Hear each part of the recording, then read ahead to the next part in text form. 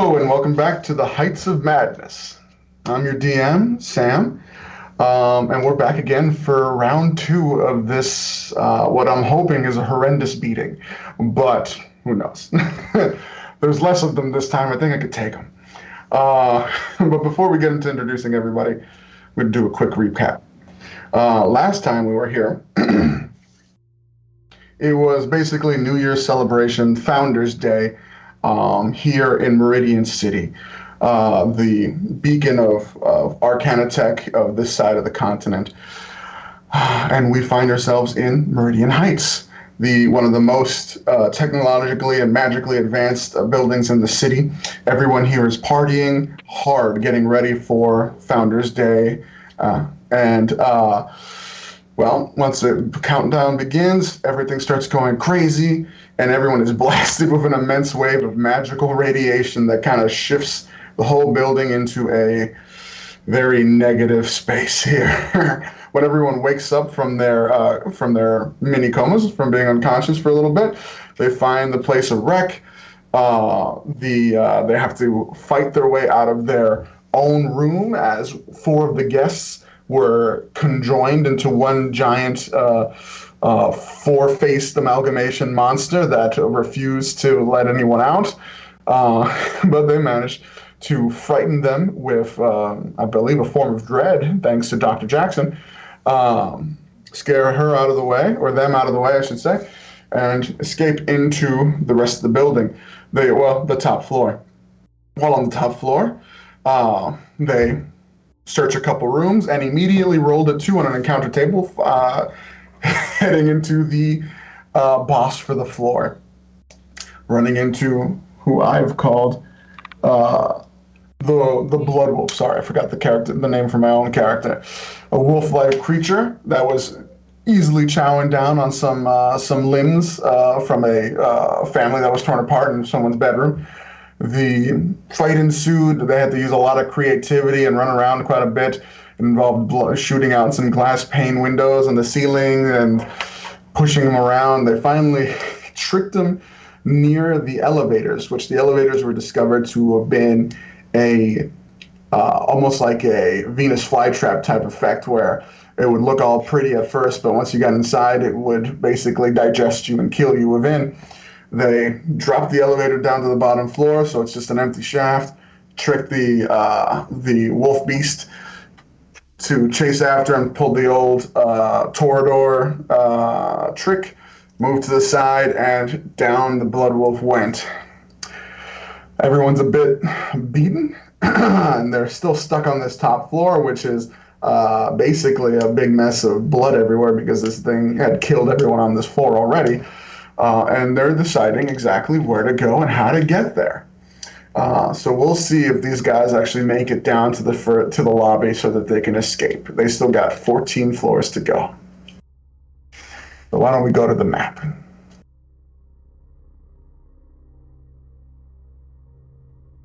Yeah, gotta love seeing all that on the map.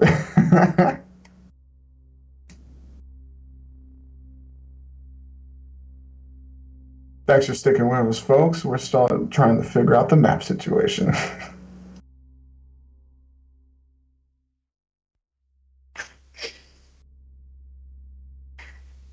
Don't worry, Bill will cut this out.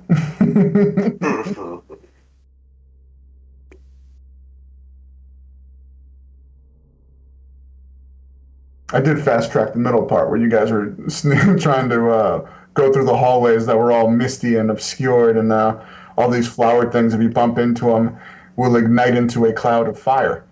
So don't bump into those. You've learned that lesson. There we go.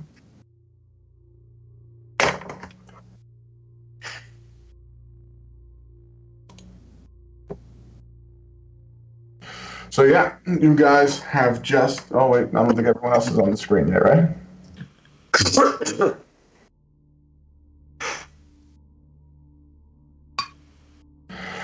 So you guys find yourselves right after this hectic battle, probably panting and being thankful that you have your lives. But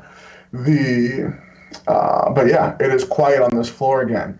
You're just surrounded by some broken furniture that got plowed through by this wolf, and these flowers that are illuminating like 20-foot radiuses or 30-foot radiuses. That's what it is. Yeah, everything's kind of in this weird, kind of reddish glow. But you have a moment to think to yourselves and decide on where you're going to go. I believe Yu-Chun is pretty heavily hurt. Yeah, so is Simon. Oh yeah, Simon's gotten messed up. Was there still a push to get upstairs and save the cats? I do not recall what the final decision on that was. Cat's dead. Sorry. Cat's dead. I get new ones. Mm-hmm. Probably Okay. fast. There you have it. True. We have it. There's giant crowds of tons of them. They're everywhere. Vermin. Is there any way we could perhaps take a short rest? Perhaps, maybe. He kind of Sound good limps to me. over, bleeding, and crouches down.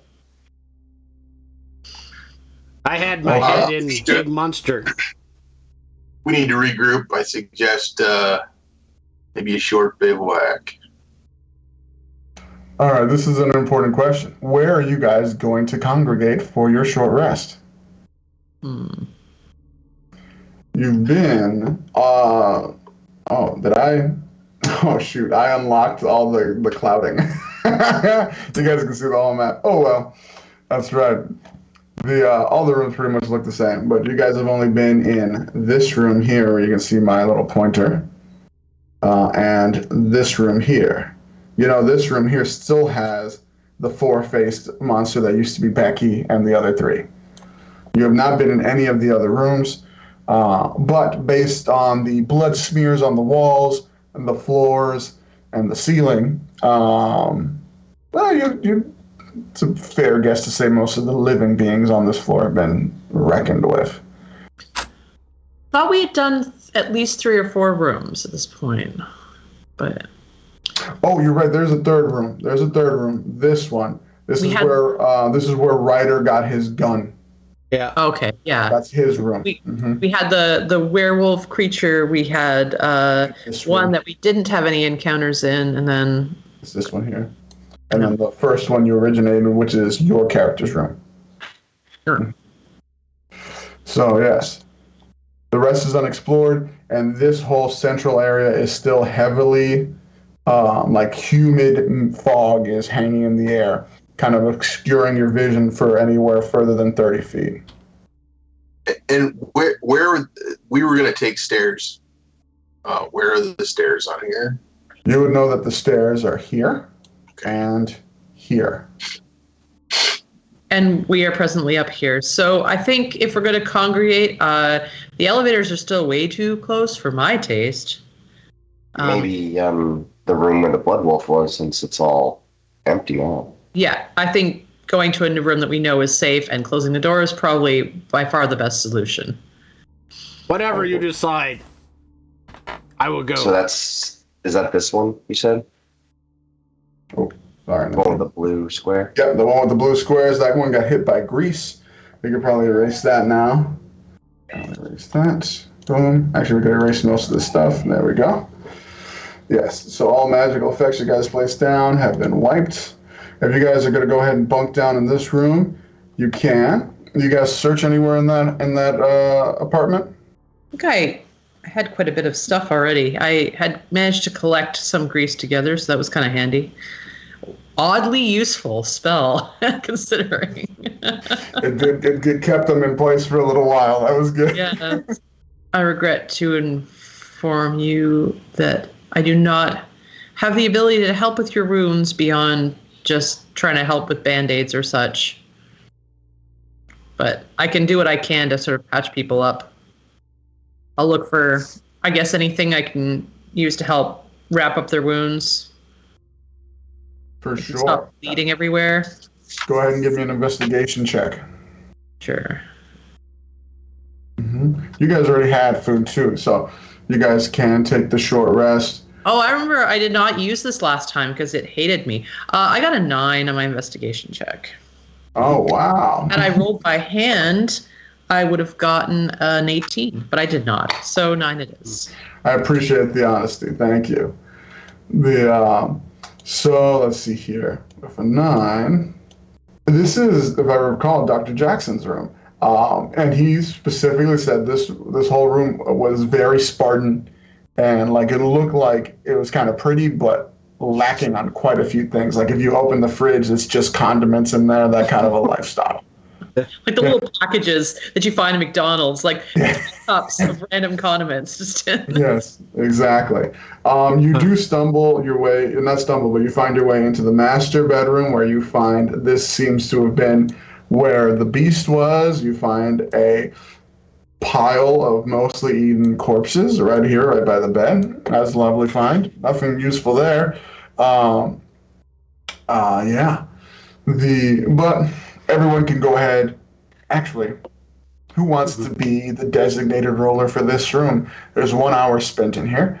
So there is an encounter roll. You guys have been here before, so it's a lot less likely, but still, who wants to roll? I'll roll. All right. So what are we rolling? Just a d20, please. 12. Okay. Yeah, no worries there. You guys spend the hour in there kind of looking for stuff, and just like Dr. Jackson's just like, I'm sorry, I don't stay in here very much, so there's not much to get.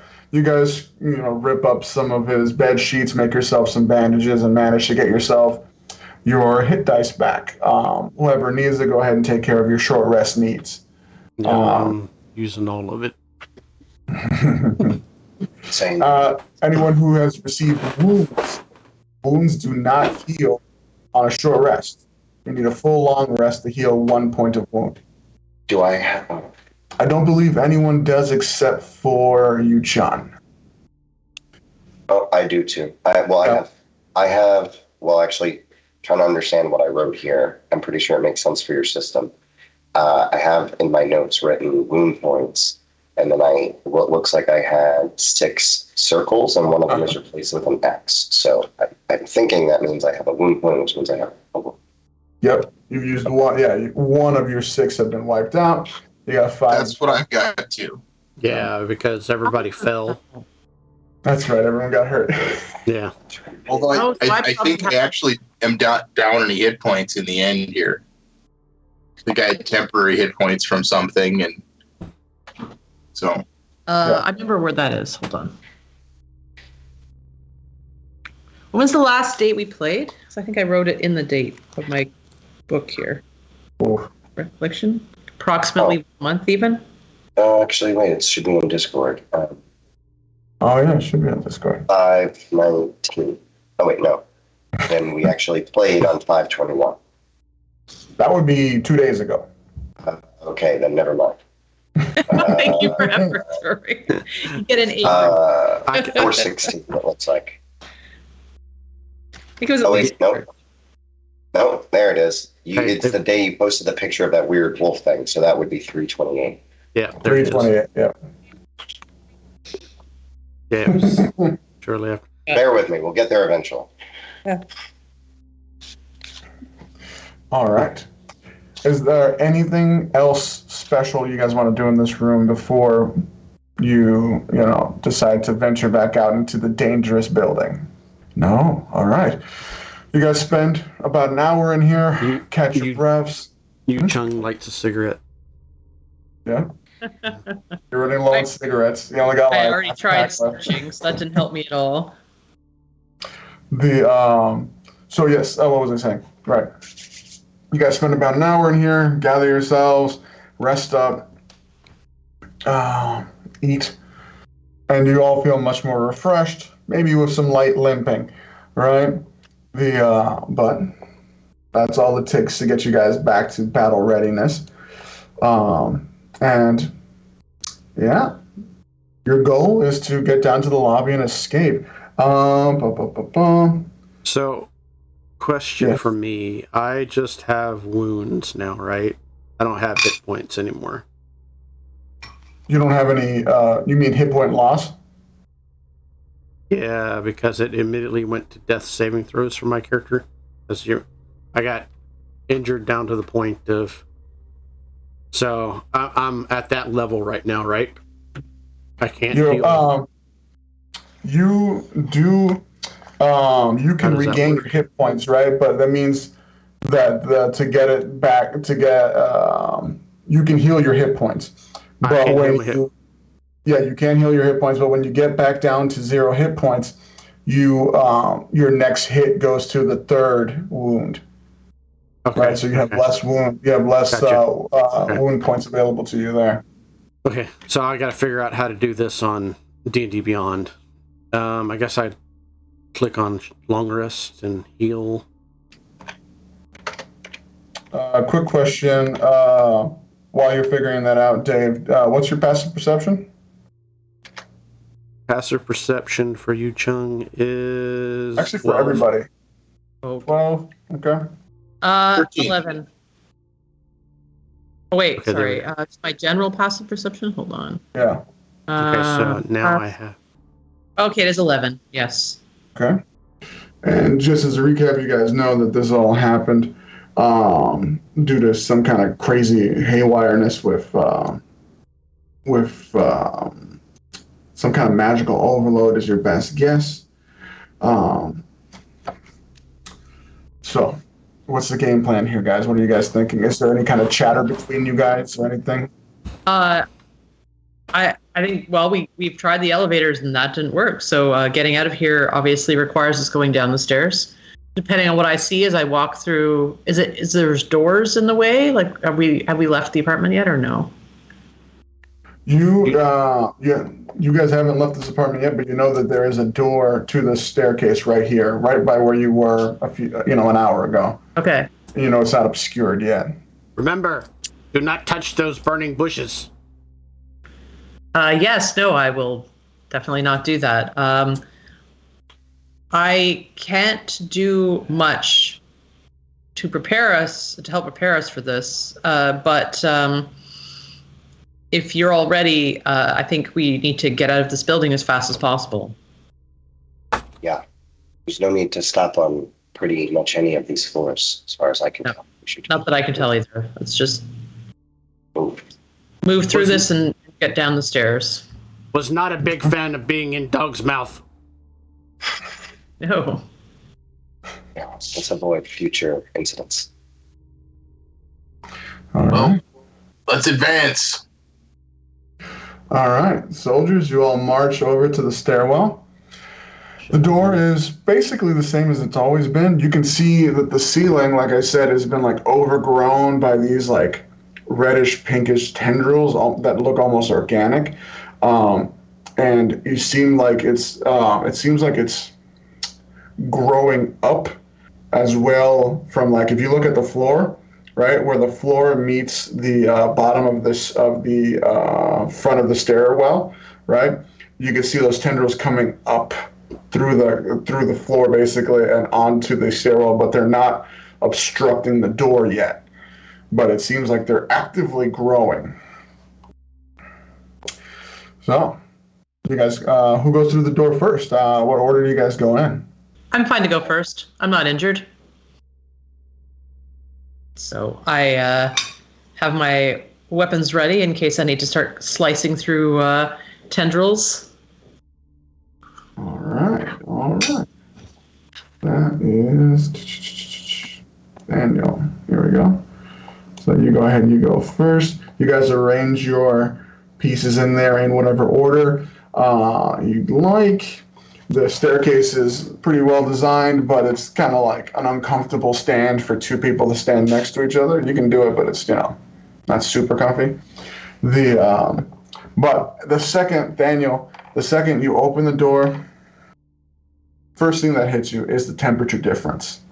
You're in this humid, like, section right now, where the second you open that door, it is almost like a wave of, like, opening a freezer door. You're like, it's like a 40-degree drop. Oh, nice. Yeah, it feels much nicer. Second thing that hits you, it is dark in there. You see that the emergency lights in the stairwell that they're powered by their own little mini arcane batteries inside. They're little crystals. So they usually have, whenever they turn on, they would have a blue glow, and they would normally illuminate like a good 20-foot radius.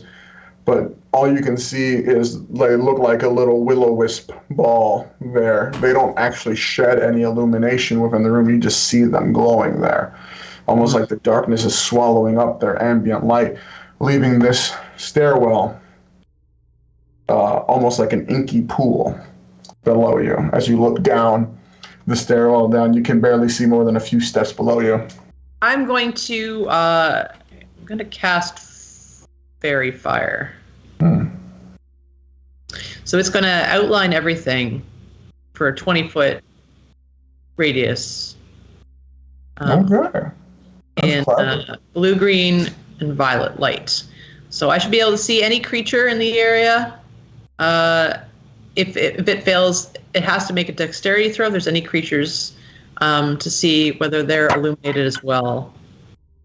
And it lasts, let's see how long. What's the DC it only lasts a minute. What's the DC for your save? 13. 13. Okay. That was a good move. So,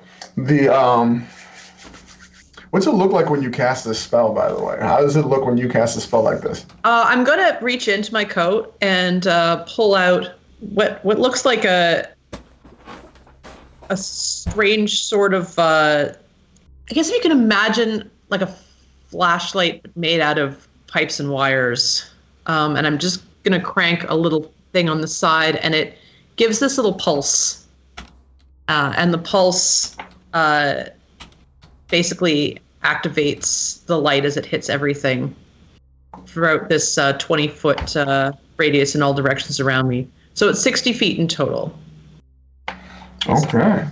That is super cool. That is, and you literally, it pings, boof, and as it pings, it hits every step, every railing, and outlines it perfectly. You would normally illuminate light within 5 feet of it, but all it does is just kind of like line it with this almost like cracking one of those glow sticks, you know? Yeah. It doesn't actually light anything up, but now you can see everything.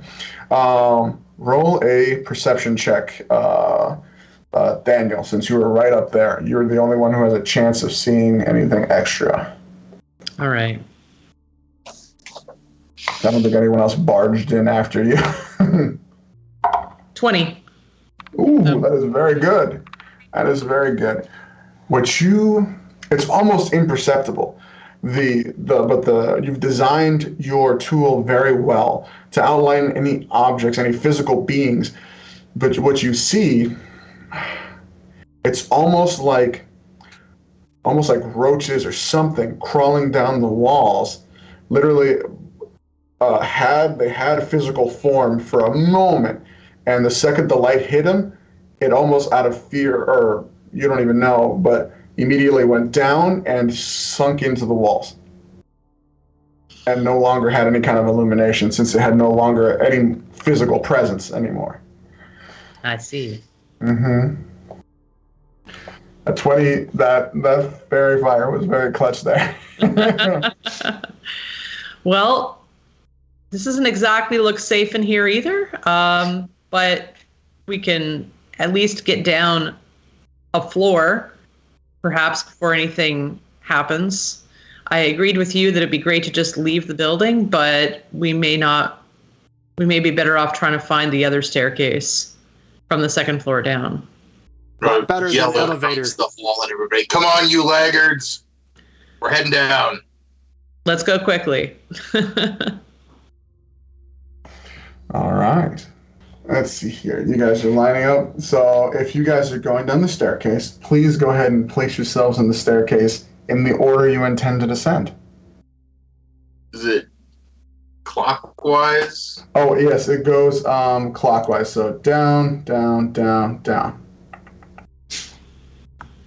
Sorry, it was hard for me to detail that using the tool I used. All right, so it looks like Daniel, Bunch, Uchan. We're going to throw Dr. Jackson here and Dr. Ryder. The doctor's in the back. I can move a bit more here. All right. So, as you all descend, it is the eeriest thing. Again, that temperature drop feels very nice, but it's almost like with the lights lighting up the only way they do, you can't really see the people in front of you or the people behind you. All you can see is like your hand as it touches the railing. You can see an outline of your hand. We can all make a dexterity save as well.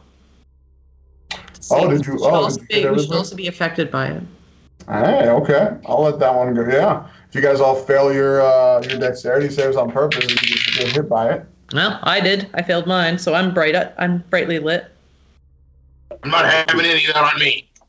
Yeah, I would choose to fail. Yeah. There you go. You guys can choose to fail if you like, for sure. The fairy fire. I think I chose to fail. If you want to be illuminated so we can all see you in case stuff goes down, like, yes, we're making ourselves bright for the enemy, if the enemy even uses light as a form of perception. But they get all advantage. You can see of Bunt is the glowing white of his eyes. Yeah, I think you, Chung. The only thing you'll be able to see at her is her lit cigarette. So. I love you, Chung, as her little bobbing red bead. She rolled a 23 on her dexterity save. So. Yeah. As the rest of the party, aside from Bunt and Yu-Chun, looked like they were just at a rave. I love just a lit cigarette. That's so good. All right. Bunt is in his element. He's having trench flashbacks. Actually, let me see here. All right. With that, everyone is kind of prepared for anything bad. Is the goal to just go down one flight of stairs? This lasts a minute. So unless, however far we think we can get in a minute, because after that, there'll be no light. Okay. If that, are you guys hurrying or are you guys trying to be careful? Yeah. Okay. All right. So how many floors do I estimate we can make in a minute if we go quickly?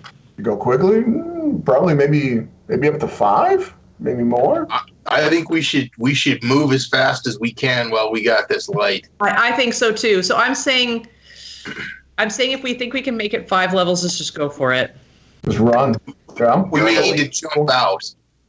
Sorry, we can do the dash, but the less healthy ones obviously are going to struggle to keep up a bit.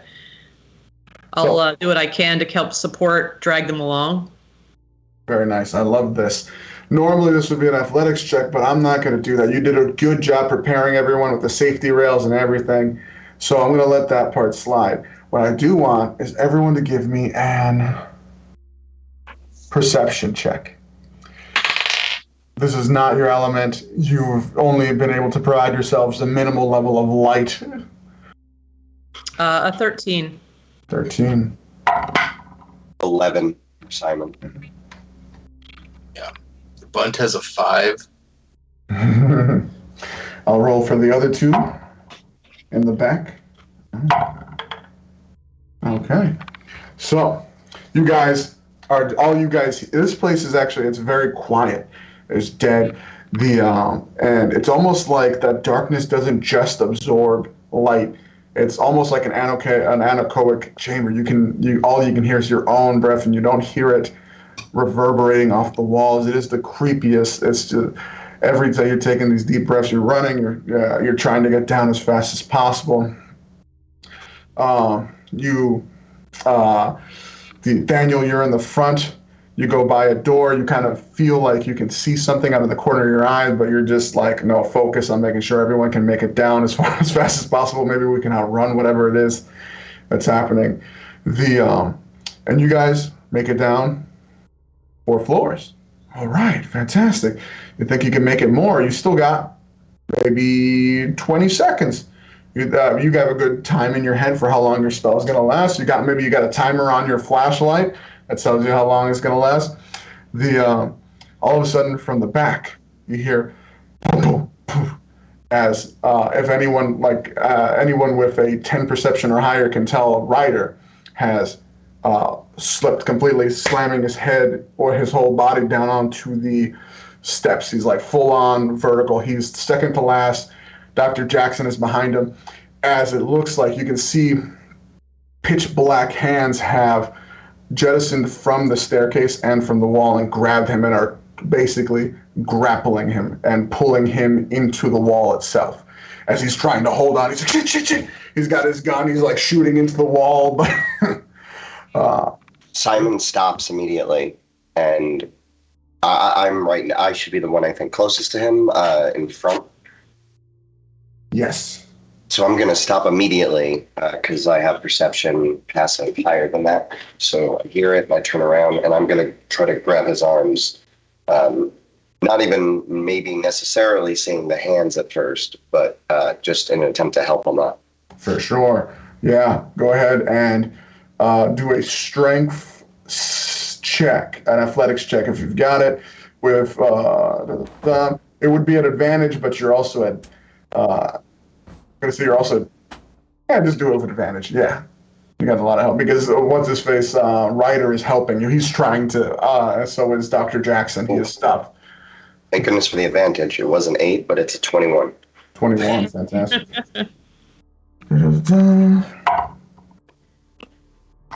Oh man, I love that I rolled very high, but I'm also very sorry. So you pull, and you're like, yes, you're like, yeah, I got him. But you actually see some of those hands. They don't look like actual hands. They look like shadows. Have let go, and you see it kind of throws you off balance just a little bit.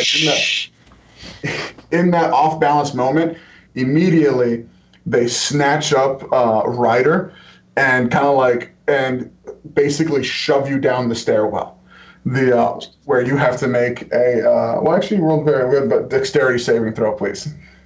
They're attempting to shove you down the stairwell. Since they got a 19 plus 5, they got a 24 to pull them free from you. 12. 12 does not beat the DC 14 to avoid getting shoved down the stairwell. Who is in front of you? Yuchun, Bunt, and Daniel. So, is Yuchun back? Yep. Fantastic. Yuchun, you could either try to avoid Simon falling or try to catch him falling. What is the difference as far as? Hey, you good point. If you want to just dodge him, you just make a acrobatics check, and you can just full on get out of the way. If you want to catch him, that's athletics. And who am I trying to catch? Simon. That would be Rory's character. Yeah. And what was catching athletics?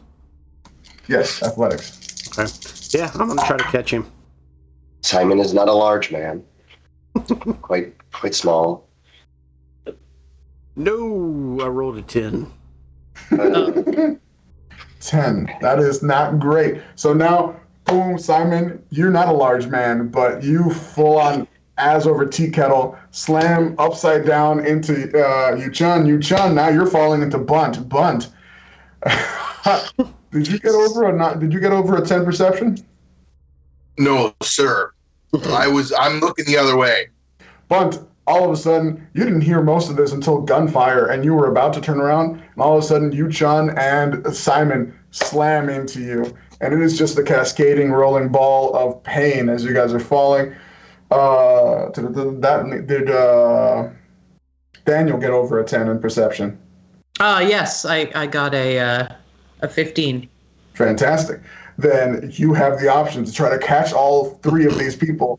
No. Or try to dodge. Absolutely not. Look at that. I'm going to step out of the way like the elegant gentleman I am.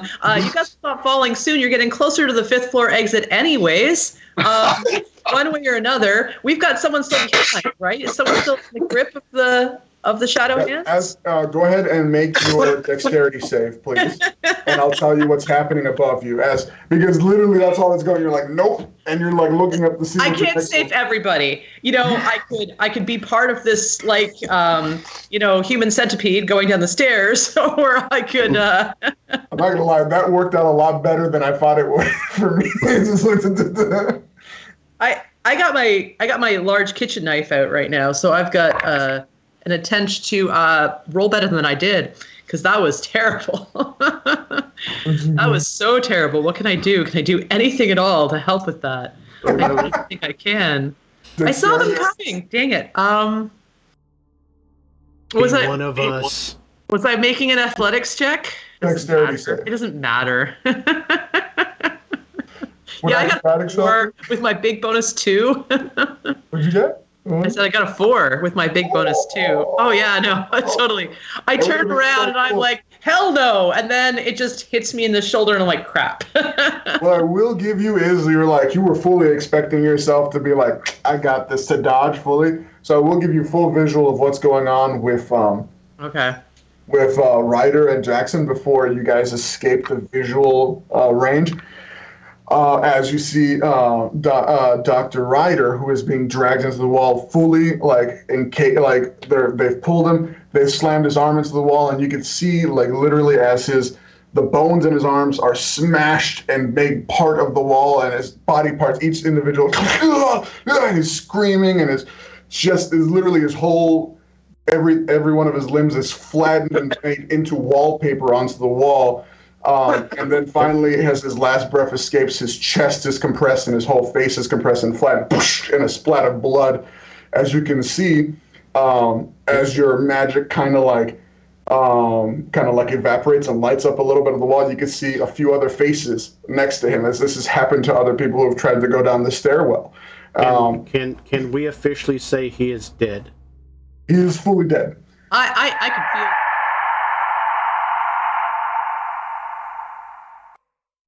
For ease, Dr. Jackson is trying to get down, but is also getting dragged, and he's grabbing onto the steps as he's being pulled up, and he's looking at you as finally you're like, I'm gonna help, but then you just get clipped in the side of the head by someone's foot. You don't know whose foot it was. It takes you out, and it's all four of you, boom, boom, boom, boom, as you slam into the 10th floor door. Boom, and you guys can see beneath you, you can see the hordes of these hands going all over in spiral pattern across from the 9th floor up to get you, and you can hear the screams of Dr. Jackson above you getting smashed into the wall. There's really no safe place except for possibly behind the door that's at your backs. Oh yeah, no, totally going through the door right away. Did we take any wounds or damage?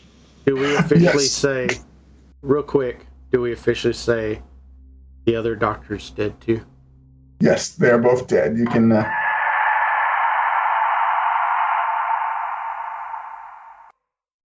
Two people that are not involved, or is that just... Yeah. Those are the two people who are not involved, yeah. Well, it's convenient for us to leave them at the end. That worked out well. Mm-hmm. All right. Bad night to be a doctor. All right. You guys were basically tumbling down. You only fell down one flight of stairs, so it's just basically 1d10 falling damage. You're going to take 6 points of bludgeoning damage. As you guys just bounce off of each other, slam into the wall, one of you hits that bar, poof, pushes through, and you guys get to the other side and just push the door closed. Nice. And I will load up the next map, and you guys can have a quick little talk amongst yourselves in character if you wish. That did not go so well. I didn't need that. I didn't need that at all. I mean, it'd be easier just to take care of the four of us, but... I appreciate that gadget you got, but I don't think we should go back in there. Go back what are we where? gonna do? Dig a hole through the floor? As literally you see Yu Chung just sitting there, sprawled leg with her moo on, and sitting up and kind of looking at everybody, and reaches in her pocket, pulls out a smoke, and lights it. So we're through the door. I opened the door and we all go through the door, I assume? That much has been done? Yeah, I think so. There is another staircase on the other side. On this side over here, most likely, yeah. We could try to go down that one, yeah. I think we'll have to make our way through this floor and try to get to the other staircase. It's the only thing carefully. I kind of... yes, very carefully. I kind of crawl over to you and put a cigarette in my mouth and ask if I can use the light. Yeah, Yu Chung actually takes her lit cigarette and hands it over to you. Well, then you'd probably notice that it's the same type of cigarette you smoke, and I like a cigarette. Mm-hmm.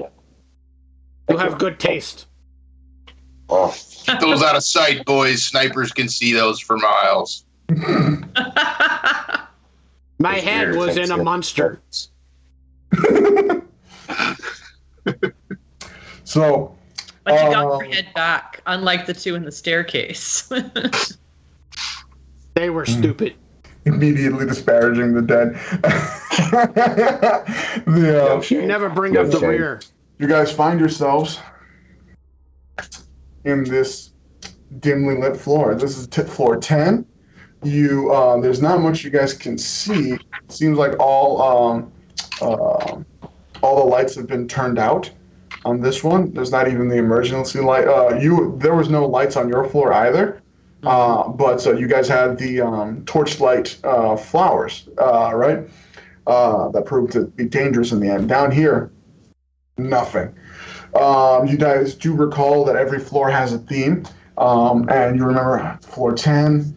Oh, this is the library floor. Literally, as you can see, there are shelves here right in front of you of basically broken bookshelves full of books.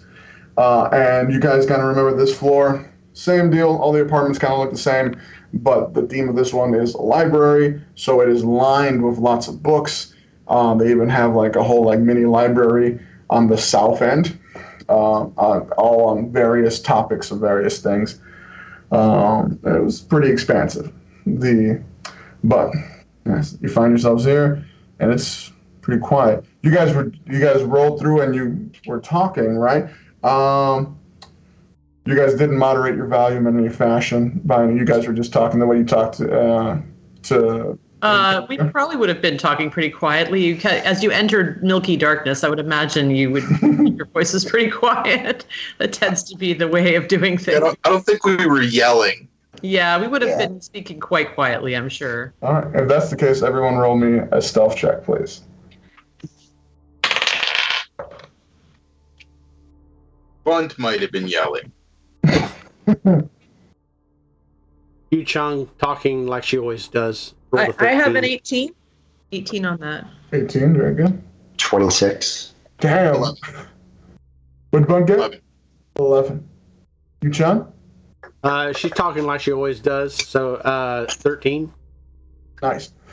Bunt and Yu Chun.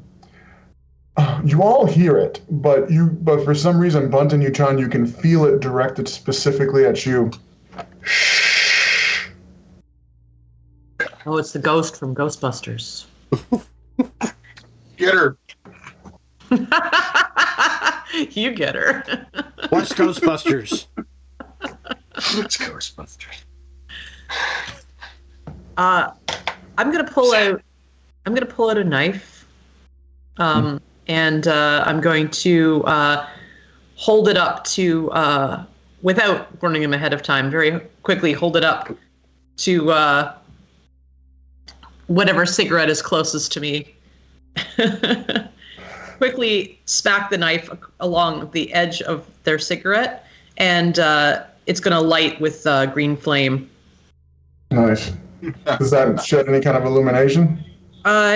It's a fire effect, so it should shed fire. It doesn't specify in the spell, but it's only a cantrip, but it is just fire. So that's what I'm trying to figure out. That'd probably be your call on that one. We'll call it 20 feet for now, so then we'll say that's what's illuminating this little box you guys got. Okay. So we've got that, and other than that, it's not going to do much. How long does it last? Mm-hmm. That's perfect. That lines up very nicely. You, Chun, well, the green flame kind of lights up. You,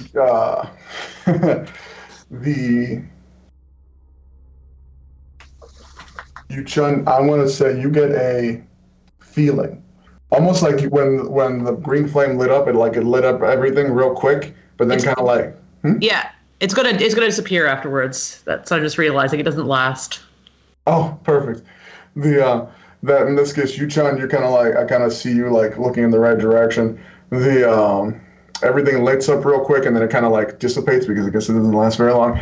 But you seem to have saw the two elevators, right? That were broken up top, right? But the door should be fine.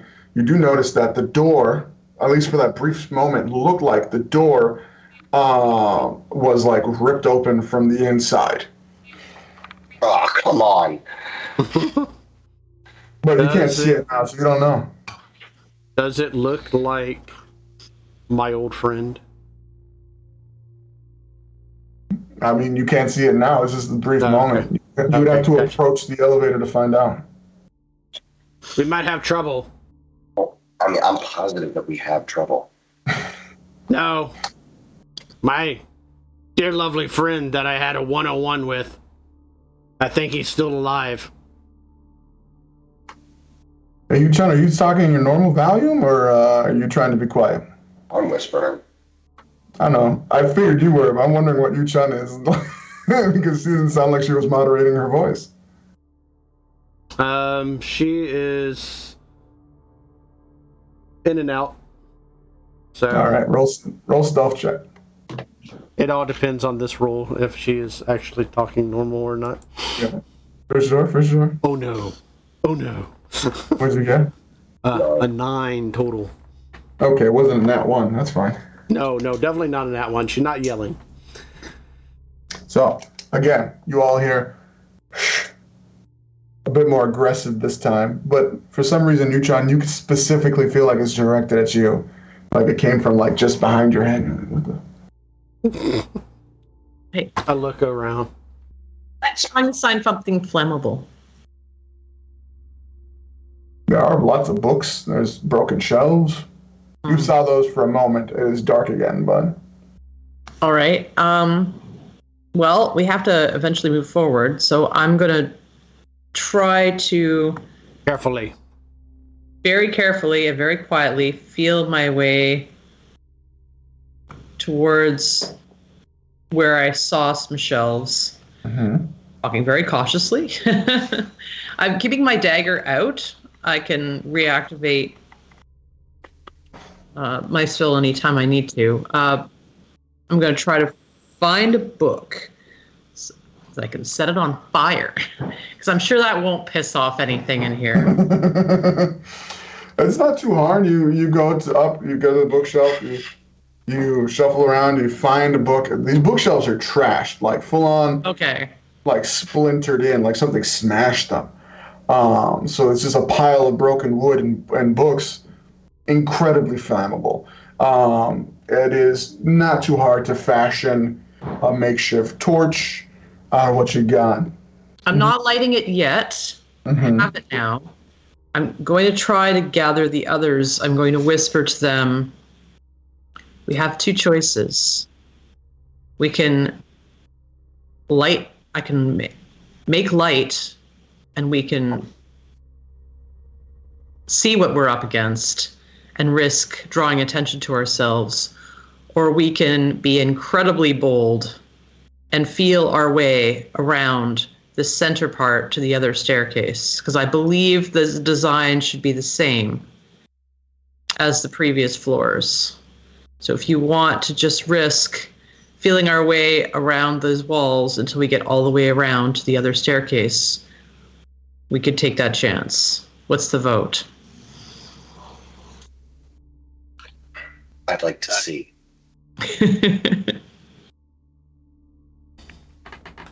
I'm not even sure who I'm talking to. I think we need some light, and I think we need to go full speed ahead. Well, then I'm gonna quickly yank the cigarette right out of whatever mouth has a cigarette closest to me. It's the only light source, yeah. I defend myself with my... Well, sorry, Yu-chan. You want to fight me on that? You can have it back in a moment. I'll even light a new one for you with my flaming book. Whichever you prefer. No one takes Yu-chan's cigarette. I say, come on, Yu-chan. Let her use yours. I only stole one from you. I mean, I only have one on me.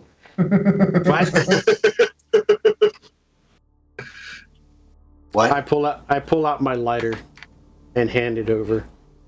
Sure. I like the book. I love the visual of this all happening. Just you guys huddled at like one little light. This is little flame. And all right, you light the book. Immediately upon lighting the book, you can see everything within 30 feet. Well, it's a little bit more than what you can see. I'll go ahead and light that up there. Bum, bum, bum. These two statues are statues, I assume. Things in front of us? Highlight them for me. Let's see here. 5, 10, 15, Stuff. Yeah. 30. Those are not statues. 5, 10, Those are trash bookcases? 30. Yes. Okay.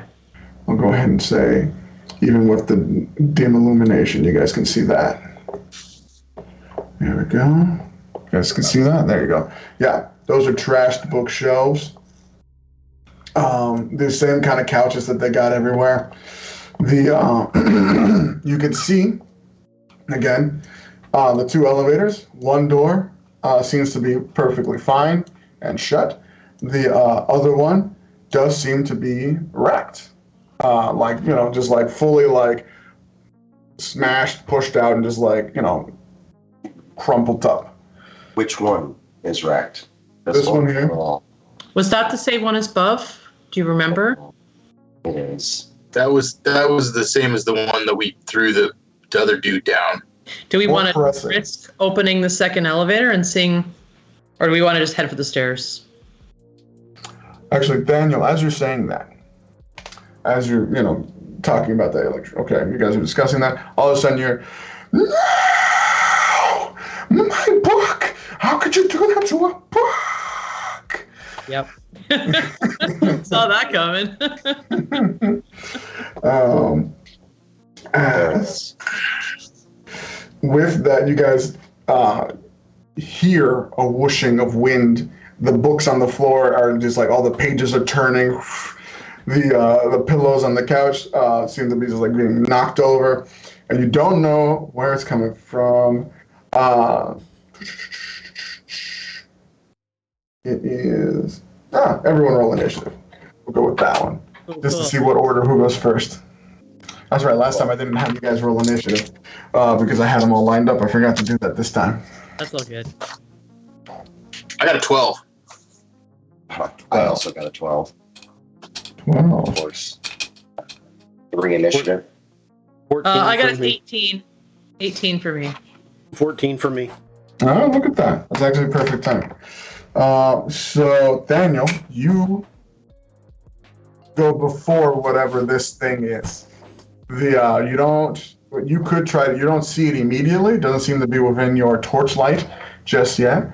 But is there anything you might want to do in preparation? Oh, yeah. I'm going to quickly walk over here where the couch pillows and stuff are. I'm going to take the book, stick it under one of the chair pillows and smother out the flames, and then quickly grab the other chair pillow over here and light that instead.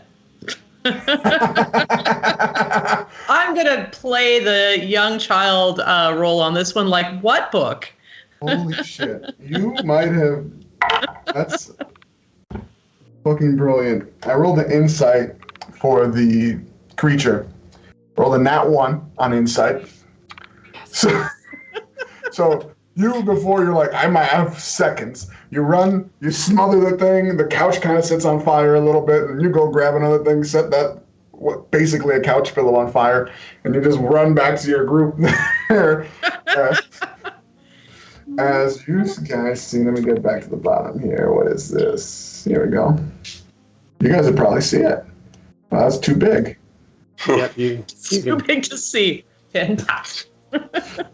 As immediately after Daniel does that, literally next in initiative, this ghostly creature. I don't know. You guys, any of you who are interested, who live in this building, can roll a history check.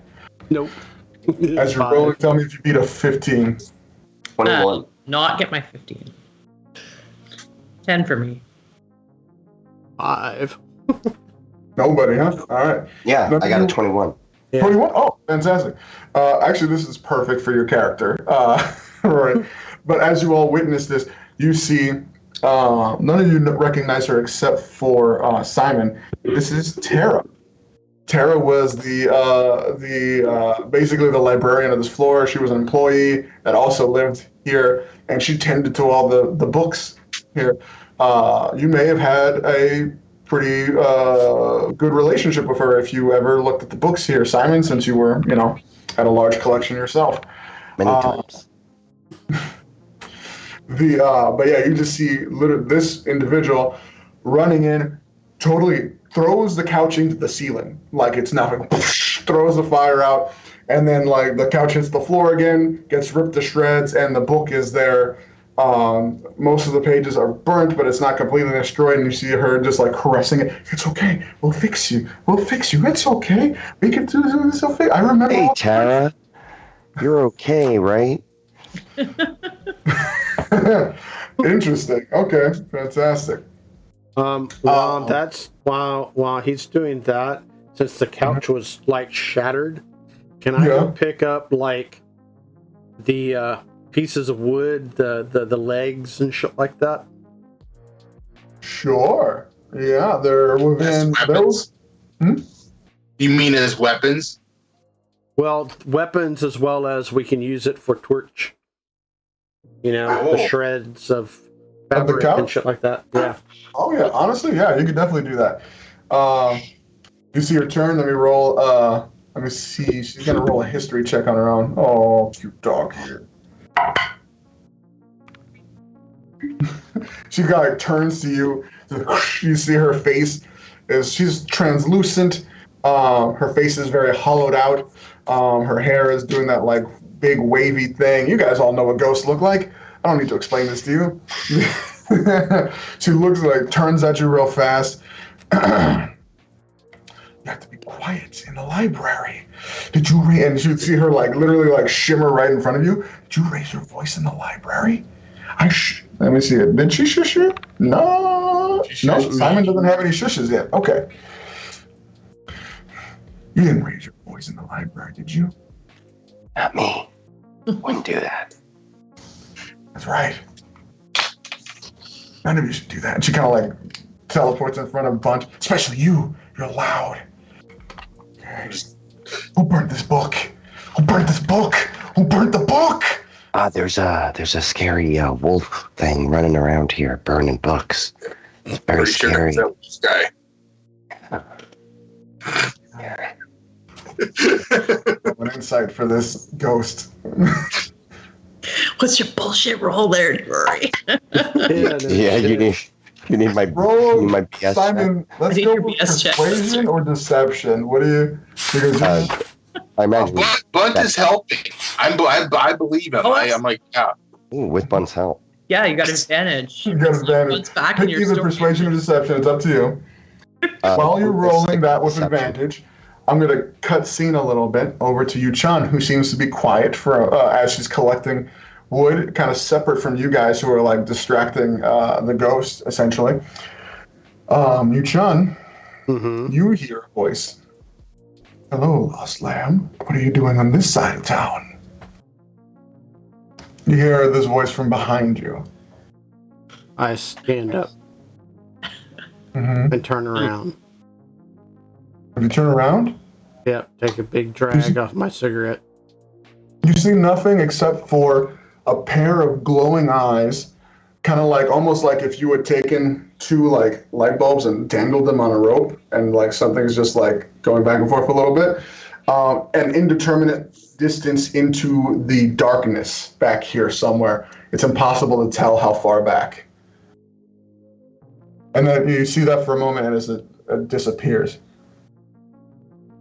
I make a noise, and then I continue collecting.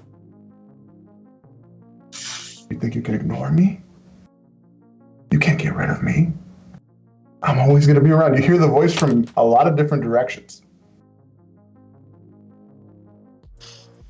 Who are you? And it's actually It's actually kind of loud. The other people should have been able to hear the voice by now. They don't seem to have heard it. Who are you?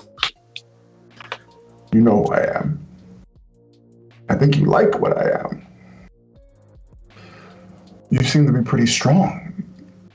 Yeah, I can see some ferocity. I can taste it. But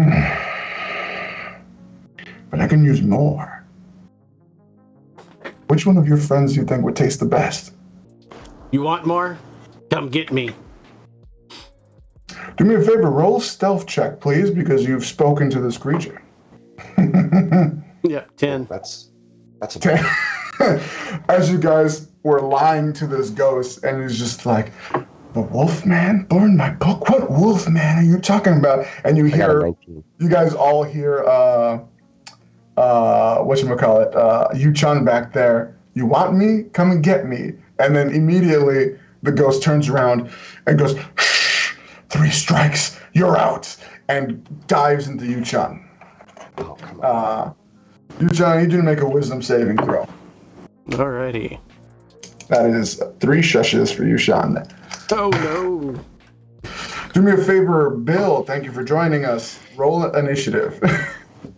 Perfect timing, buddy. This is exactly where I wanted your character to come in. Into fire.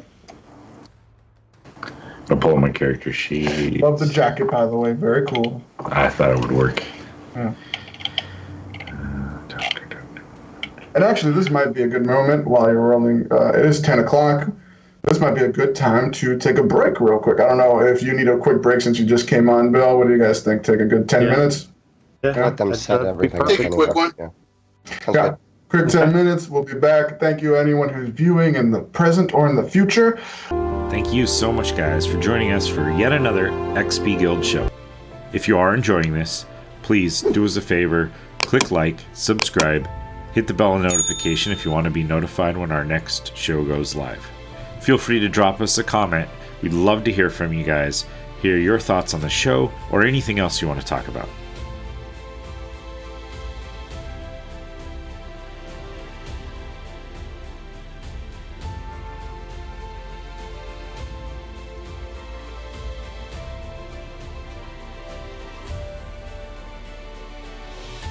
I'd like to take a quick moment to say thank you to our friends over at Hero Forge, a Sky Castle LLC product. We are not sponsored by them, but if you're looking for great custom miniatures, check out HeroForge.com. They've been so kind to let us use their art, as many of the miniatures and artwork that we use come from their website with their permission. However, they have not reviewed our content, and so what we do does not necessarily represent their views or beliefs. Again, thank you to Hero Forge. Now, let's get back to the show. Welcome back, everybody. Last we left off, we were in the middle of a very heated situation. So why don't we waste no time and get right back into it? With the scene breaking down of Yu-chan collecting some scrap pieces of wood to make torches, hearing voices of the wolf character from last session, and it seems like the wolf has tricked her into speaking up a bit more loudly than she should have, saying the line, "If you want me, come get me." The ghost, Tara, pops up in front of Yu-chan, which, actually, now that I'm here, I might as well reorient you a little bit. Yu-chan, I believe you would have been somewhere around here, collecting broken pieces of wood. Yep. The ghost... Yep. I said yep. Yep, the ghost pops up in front of you and says, that's 3 strikes, you're out, and dives into your chest. And I asked you to make a wisdom saving throw last time. And I rolled a 7. Dave, I love your rolls. They're just so good. They're perfect. Hold on, I got a whole little... Okay, yeah. Actually, I'm sorry. It was a charisma saving throw. Would that have made a difference? You said wisdom. Yeah. Give me I didn't think. No, use the same roll, but would have made any difference with the charisma? Yes, 6. Would have been lower. 6. Nice. Fantastic. You find yourself fully aware of the situation. but no longer in control of your faculties. You see, you can see your hands in front of you, but you're not controlling them. You can feel the hands touching your face, but you can't tell them to stop. You can feel your mouth opening so wide, wider than it ever, so wide that it kind of hurts these parts of your mouth. As you reach your hand deep into your mouth, grab your tongue forcefully and start to yank on it as hard as you possibly can. As you attempt to, without control of your own body, rip out your own tongue as punishment for speaking up in this destroyed library. On your turn, you will make another charisma saving throw, and every turn you fail, you will take 1 wound until death. So, actually, that's the end of her turn, and that makes you your turn. Make another charisma saving throw, please. Big money. Here we go. Come on, what you got? Okay. Unnatural 20. Oh, unnatural 20. That is very good. You take your hands off your tongue and fight it off. You do not succumb. You do not tear out your tongue. The ghost is still in there trying to gain control of you, but you do not deal 1 wound to yourself. Just take up an action. You do still have a move if you want to try to move somewhere. Yeah. Let's see here. It doesn't take up an action. No. Here's the question. Can I use a key point to disengage? You can, but you can't disengage from the ghost possessing you. Okay. Just making You know sure. what I mean? Yeah. I just was wondering if that would be a possibility. So, okay. It's a good try. It's good. Okay, with that, I think, yeah. Never been possessed before. If you're having trouble thinking of it, you can basically just chill out there for a minute and move your piece because all you really have is a move action. So we can move on to the next player and see what they're going to do while you're thinking. I think I am going to move to the group, though. Okay. So 5, 10, 15, 20. I'm going to highlight you currently with green for possessed. I move this piece off the board. As it moves right next to you, Simon. And next up is Bunt. You saw pretty well that Yu-Chun, the ghost went into Yu-Chun, and Yu-Chun tried to tear out her own tongue before she seems to have regained control of herself, mostly. But you can see her hands. You can see her hands shaking, not out of fear, but like out of resisting the urge to rip out her own tongue, just like, I'm gonna go over right in front of you, Chen, and like be like, hey, you don't look so good. You need some help. Can I help you out here? Like I'm gonna be real quiet and gentle about it, but basically I'm gonna be there to grab her hands. If she starts trying to rip her tongue out or something again, I'm gonna try to. That's good. That's a good plan. Okay. So, that's pretty good. So if she fails her next charisma saving throw, I'll give you a roll to try to force her hands off of her face. Yeah. Basically, I'm going to hold my action. My action is grab her hands and stop her if she tries to hurt herself. I love it. That's good. Simon, what's up? So the ghost is the only obvious enemy, right? And it's jumped into Yu-Chun. Yeah, I don't know a dang thing about ghosts or what the heck someone does. So I don't know if I need to disengage or not, but I'm stepping away from Yu-Chun a little bit and giving myself a little bit of space. Ever the pragmatist. And I'm going to be like... two kinds of people. I'm going to be like, whoa. How you doing, Yu-Chun? I'm shaking my head. In a no position. Yeah, and I'm going to say, take over as you hear Tara's voice. She's doing real bad. But I'm going to fix it. I'm going to say, Tara, why don't you come out of there and we can talk about those nights we had in the library. Just come on out. You can roll persuasion. Sure. gonna roll with disadvantage, though. You're not in a great position right here. Are you trying to seduce the ghost? A ghost? Yes. Yes, I am. Yeah, not That's doing awesome. so. Oh well, in that so case, good. you roll flat. Then the disadvantage and disadvantage kind of like balance out. Then yeah. Oh. If you're actively seducing the ghost, she likes it. No. Oh, I'm trying. It's a 13. 13 unfortunately does not beat my 17. Ain't hard to get. Don't use your sweet words on me. She spoke too loud. She's gonna get punished. That was Simon. On that note, Father, why don't you introduce yourself and you can go ahead and come in freely from whatever direction you think you would be coming from, but you definitely would have heard all this going down. As we introduce the Father. Yeah. You see running into the room, and kind of clanging, which is probably not a great thing, but like pots and pans are like shoved. You see he's got like a vest on and a big like heavy coat, and like sticking out of different parts of him are like different bits of like pots and pans that seem to be like strapped on underneath his like clerical garb. As he runs in holding like a huge tome in one hand and like an incense like thurible in one hand, like kind of swaying as he runs in, having heard this commotion, and will kind of glance around. He's got like red hair. He's wearing like these thick glasses, a like little red like mustache.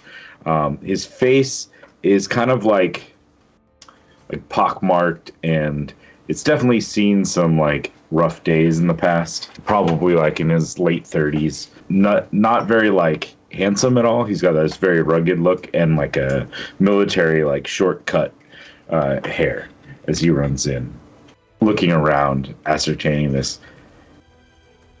Is she in him? Yeah. You must be quiet in the library. And he is going to attempt to, I guess, since she's already possessing someone, we're going to attempt to use Channel Divinity to kick her out of, to turn undead. So we'll see if this works. She has to make a Wisdom saving throw, DC 13. Wisdom 13. Okay. Let's see here.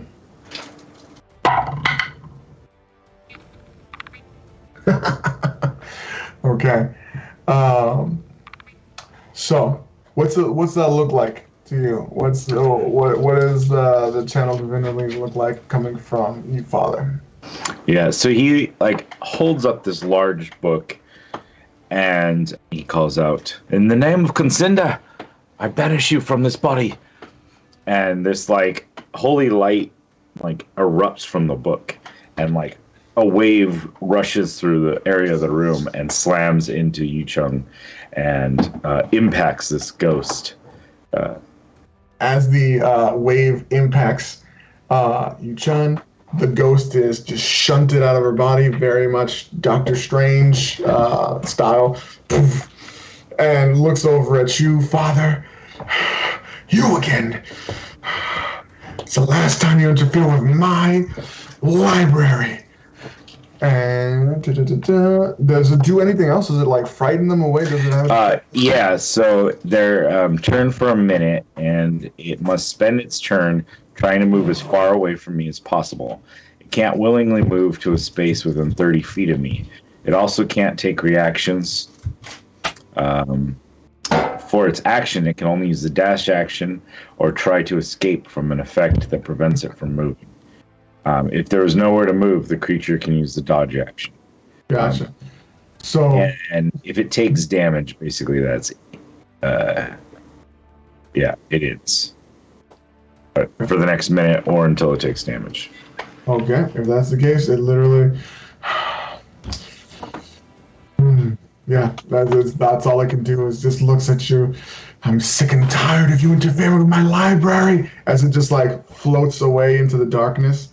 And you know that's bought you a little bit of time, but the librarian is proving conniving at times. So Yeah, now we're out of initiative. You guys are back into roleplay when you guys can chat amongst yourselves and decide what you need to do here. That was not pleasant. Like, don't do that thing to your tongue again, all right? I don't want to touch that. If I don't Get have off me. Elevator or stairs? Hand her cigarettes. I'd like one immediately. Father, we're trying to leave. Do you know anything about the elevators or either stairs that could be helpful? Would I have gathered any information about this floor? You know, just offhand, there are other creatures on this floor. Terra is not the most dangerous thing on this floor. The other creatures are, and you've dealt with a few. Yeah, I think it's safe to say what they are. Basically, humans affected by something where once they succumb to the effects of it, their head ruptures open and their brains unravel into tendrils that will then attack and infect other people to do the same thing. You've dealt with a few, but mostly you've had to hide from that because it is a bit harder to deal with that than it is Terra. But they kind of wander aimlessly in the dark out there. But when if you know that if you get within 30 feet of them, they detect you somehow, without sight.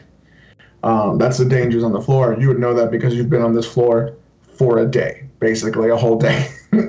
As for trying to get out, you know that the stairwell here is got some kind of crazy hand demon that sucks you into it and will collapse you into the wallpaper basically. And you have not quite made it to the other side yet because that's what most of the monsters are down the hallway. You haven't just made it to the other side yet. You probably did try the elevator at a certain point, but you heard a crazy crash, like the elevator just straight dropped to the first floor. That was wild. And then the doors ripped off the hinges. That was insane. You don't know what that was about. You've been kind of running around in the darkness for the most part. I wish I could tell you, but this place is not very safe. And I will relay that of the substance there without having to go through it all again for everyone. Mostly I found places to hide, but when I heard the voices, I had some hope. I figured Consinda sent me some aid. Perhaps with you, we can all escape this place. We need to go. I recommend us going this way. Just around to the other staircase. I wouldn't trust that elevator shaft at all. Me neither. Our friend is back too. You have more friends down here? No, not good friend. Bad friend. Tried to eat me. Don't be like that. We can be great friends. He's talking to me now. We need to go. Is your friend Daft? Yeah. Look, lady, just try to think about your cats or something, okay? They all dead. I mean, maybe think about the good times. The new cats you're gonna get. They're gonna be really cute, right? I think you're more of a dog person. I am not a dog person. Who you talking to, lady? So, Sam, I should still have a flaming pillow here. Oh yeah, for sure. I'm gonna wrap it. If I can get one of the chair legs, I'll kind of perch it on the edge, like stuff it over the edge of a chair leg or something, so that I've got. Yeah, for sure. You're a seasoned artificer. You can make a torch out of a couch. Big time. How much radius is it? Is it 20 feet around me? I believe a torch is 20, unless I'm incorrect. Anyone can counter me on that, but I believe it's 20-foot light. Okay, so yeah, I guess wherever I am, then I guess you could just put the radius for the light as we go around the edge of the. Which way are you going? This way or? Yeah, no, in the direction I'm facing. We're going this way. This way here. All right. So that will mean you're going to light up. Ba-ba-ba-ba. Let's go ahead. I'm going to have to use this. 5, 10, 15, 20. So I'm going to cut this part out.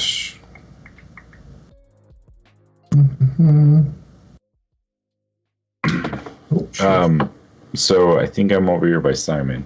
So as you're looking at that, he's gonna walk over. Father O'Rourke. I'll reach out his hand.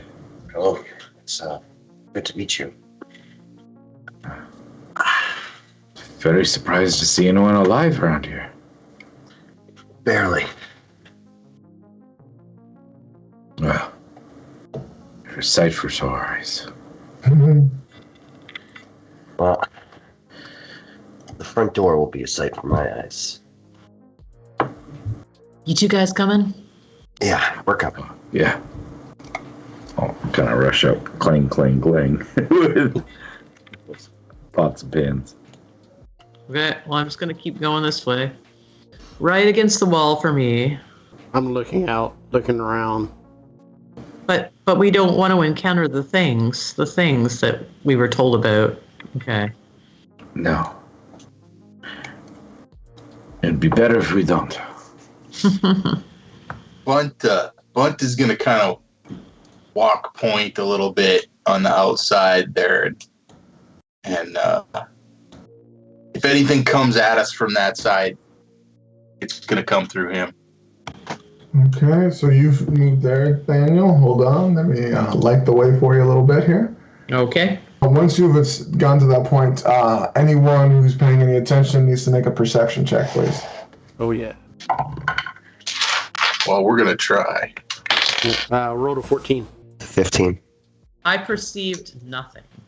I rolled a 5. Well, if you add my bonus to the natural 1, I have a 3. Nice. That's a really good roll. Yeah. 16 for Father O'Rourke. Nice. Anyone who got a 14 or higher can see that there is something behind this bookshelf right here. And it's kind of like, it's at the edge of the good light. So you can kind of see the outline of a humanoid shape. Big right one. Behind the bookshelf. Big one, white. Something up ahead. Daniel, I'm going to slip into like an order here. Daniel, you are first in the initiative lineup. What you did not notice this, but you do hear Father and some of the others kind of mention something. Okay. But you don't see it. Well, I'm going to stop anyways. If someone else sees something, I'm going to believe them because I do not feel like blindly walking into any kind of danger right now. So what did the Father say they were likely to react to? He said they had some means of detecting individuals without sight or sound. Without sight or sound. Is there any kind of object around here at all that I can see? Anything small? Or I could just grab another button. I've done it before.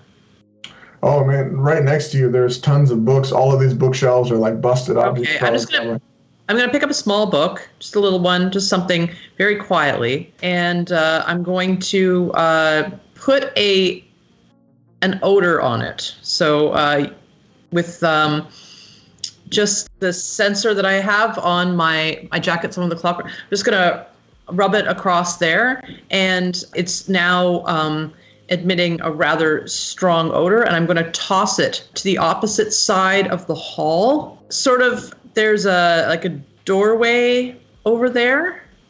I'm trying to get it. It looks like there's some kind of passage leading out, which I can see. So I'm going to try to lob it right into that area. That is a very clever idea. You chuck the stinky book.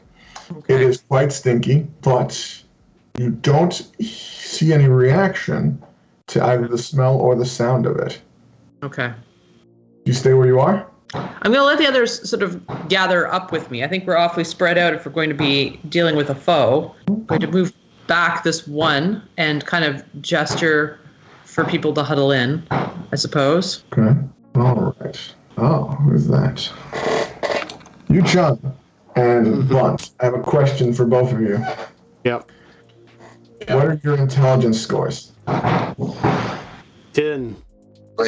My My intelligence score is 11. Oh, you're slightly smarter. Mm-hmm. Okay. But your perception was a 3, right? Why now? Yeah. Yes. All right. So Bunt. I am proficient in perception. You are proficient in perception. Yes. Unfortunately, everyone stopped and started gathering, and you looked in every other direction. Basically, you're like, oh, Yeah. everyone's forming up. As the rest of you guys here can see a man, what looks like it was a man in their mid 40s, kind of like their clothes are all kind of like they're in their party clothes, like he's like in a dress shirt that's kind of like ripped open, looks like some damage has been done to it. He's got like stubble on his face, like he hasn't shaved, like that 5 o'clock shadow. The most glaring thing of all, it looks like his full-on skull has been split open right down the middle, and his full brain has been exposed, and every wrinkle has unraveled into these long tendrils, and are just waving around, almost like they're sensing, like antenna sensing something in the air.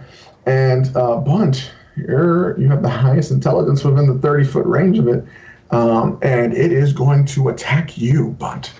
You did not spot it as it came from hiding, so it's going to get advantage on you, buddy. So where is it coming from? Is it that the mini with the big teeth on it?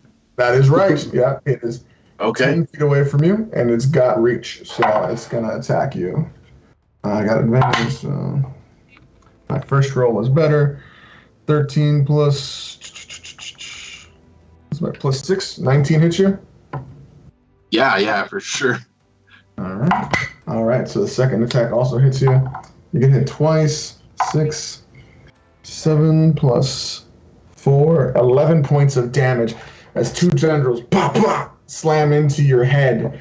Just like hit you once and then twice on the temple, kind of knocking you.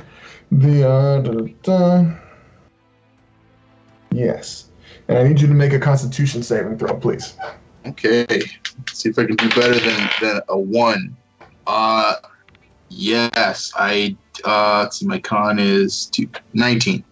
19, fantastic. You can feel one of the tendrils kind of like slap into you and start to like try to like wrap into your eye, and you just like pulled it out as it's like a good inch into like that tear duct in your face. You're like, ah! As it tried to dig into your face and get into that sweet brain meat you got in there. Well, actually, it was a 21.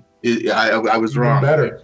And you can see the body is just kind of like shambling around. It's got like no real like control, like no real grace to it. But the brain tendrils, those are like super acute and definitely picking up everything. And it actually seems like some of the tendrils are kind of like aimed in the direction of you guys. As it has gotten closer, it seems to have detected some of the rest of you.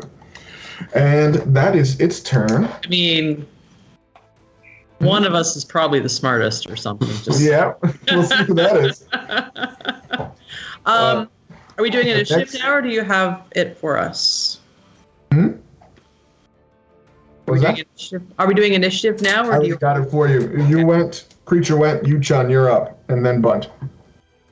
Yu-chan basically spins a key point and uses. Wait, hold on. Okay, I'm gonna take the spin a key point and take the dodge action as my bonus action. And I'm not gonna physically run up to that thing. So, You sure? I mean, I don't see why not. No.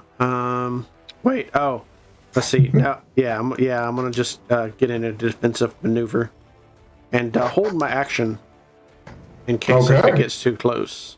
So. Yeah. Yu-chan being playing it smart on this one, not rushing into the battle, holding. Bunt, you're up. This thing attacked you. You are very aware of it now. I think I'm gonna need to try to take care of this threat. I'm gonna charge right into it for sure. All right. So I'm gonna run up and punch it right in the face. Basically. Yeah, it slapped it punched you in the face with its brain. Oh. Yeah. Oh, well, there's that natural one again. Shit. Yeah. That's just yeah. So that definitely misses. But did anything bad happen to me? No. I mean, except for the fact that you were directly in front of it now. So you come in, you go for the big punch. You're like, I'm gonna hit you right in the brain. But like literally, like 5 tentacles get in the way, and they start to wrap around you. But they're not holding you, but they've fully prevented you from attacking. You know what?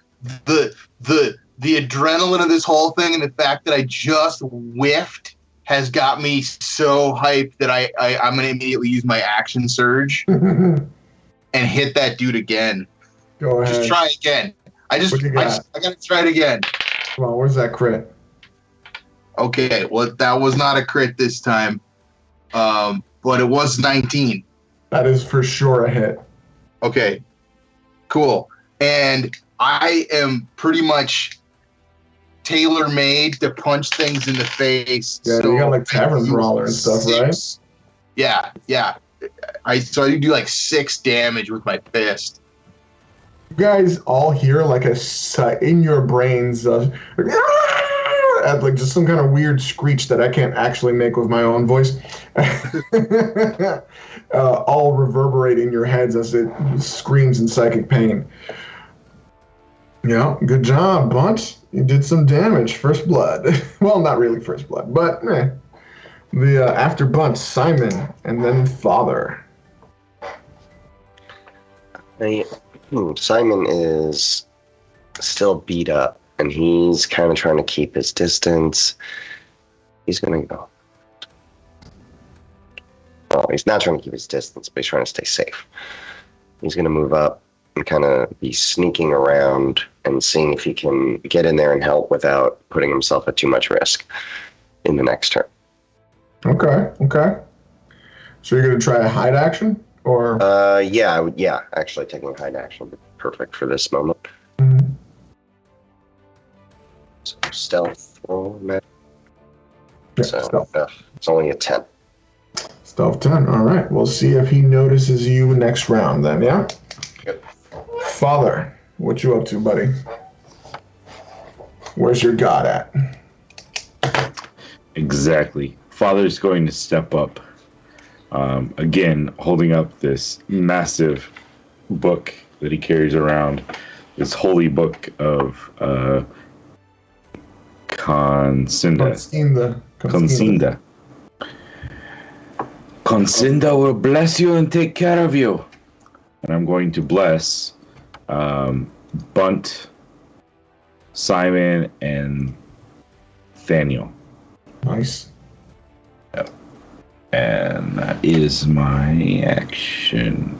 He's going to, just kind of stay back a little bit. And this, warmth emanates from him. This, light kind of targets these 3 individuals. And there's, a little bit of warmth and, a shining light that comes down to illuminate just slightly and make you feel a little bit stronger, a little bit more as if despite all this supernatural, surreal instance, that there is a higher power that is looking down upon you. So for you guys, you're going to get that D4 to saving throws, to attack rolls as well. Very cool. Oh, shit. Thank you. I'll up for a second. Daniel, you're up. All right. I'm going to move this. It's 5 feet each of these squares? Yeah, 5-foot squares. 1, 2, 3. I don't want to move closer, but I think I'm going to have to. Okay. Nope, that's within range. Where does its tendrils seem to be able to reach to? It seems like they've got a 10 to 15 foot reach. It's kind of hard to tell since they're not fully extended. Okay, well, I can move. Let's see. Okay, I'm good. I'm going to here. So I have range. And I'm going to quickly turn my crank to activate my armor again. It's gone dim from use over the last travels we've been doing for a while. So I get it cranked up again, and the small light on my chest sensor starts to glow again, as well as the one on my hand.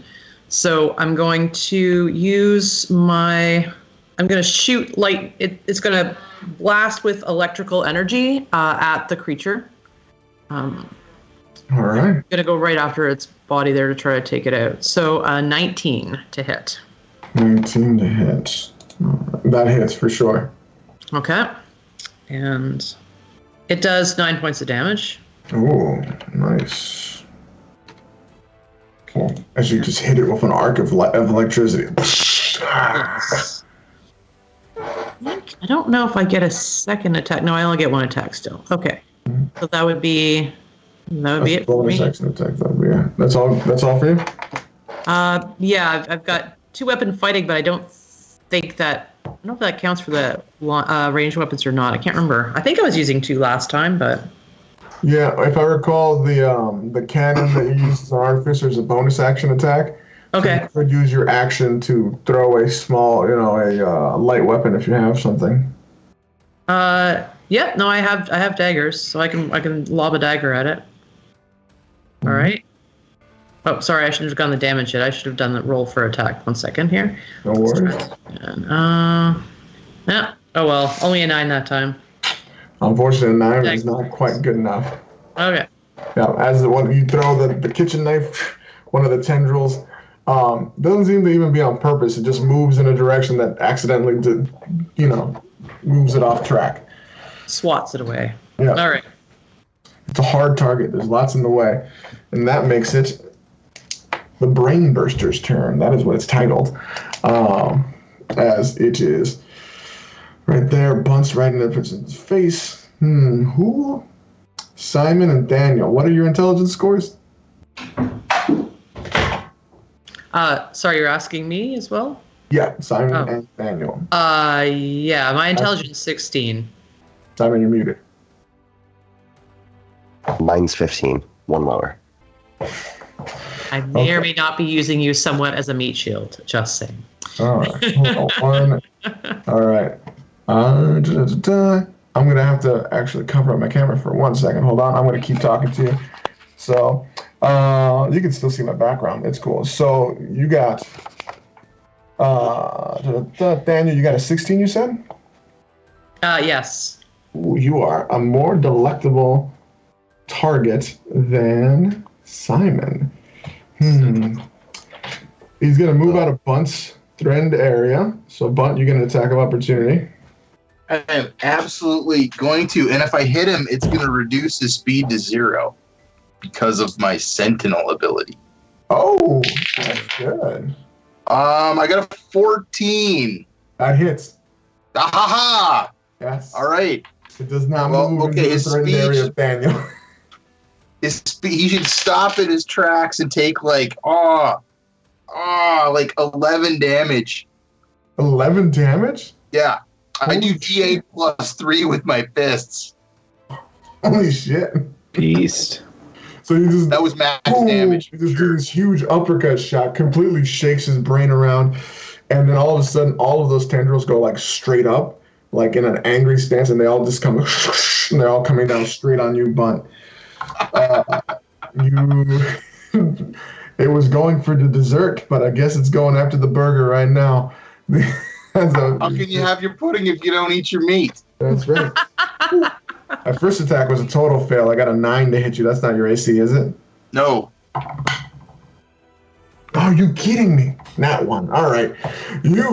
But you're in the game now. You got hit a couple times, and you're like, that's what I needed. And you're just like ducking and dodging, like full on back to those old army boxing days.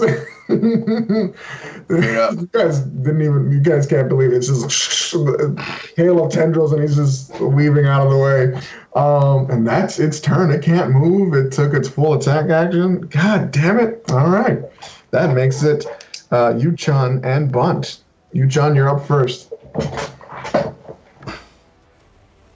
I think what is right there? Right next to me. That's a broken bookshelf.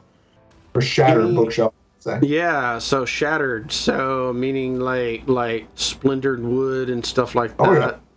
Yeah, lots Okay. of chunks of broken stuff. Yeah, I'm gonna grab one that looks like stake-like ability and throw it at the dude. Nice. Full on Buffy. So how do I do this? Just a Would be ranged unarmed strike, I guess. Well, yeah, your unarmed strikes, you can use Dex too, so that works out. Okay. 21. 21 hits. Make your attack, your damage roll. Okay. 4 points damage. 4 points. And with that, as I do, when you damage, I am using Draconic Strike. When you damage a target with an unarmed strike, well, I guess that won't be then. Yeah, okay, never mind. Well, what it says is I can change it to a different type of strike, but you do get a bonus action unarmed strike if you want to run in there and give it a good kick. no, I'm fine. All right. Actually, yeah. Who wants to come in and play? All right. All right, is that your turn, Yu-Chan? Yeah. All right, Bunt, you're up, buddy. You're in the thick of it. All right. Well, the bunt force approach seems to be working. Thank you for even acknowledging that I said that. I'm gonna hit him again. It's gonna be like a 9. I don't think that's gonna hit him. 9 does not hit, unfortunately. No.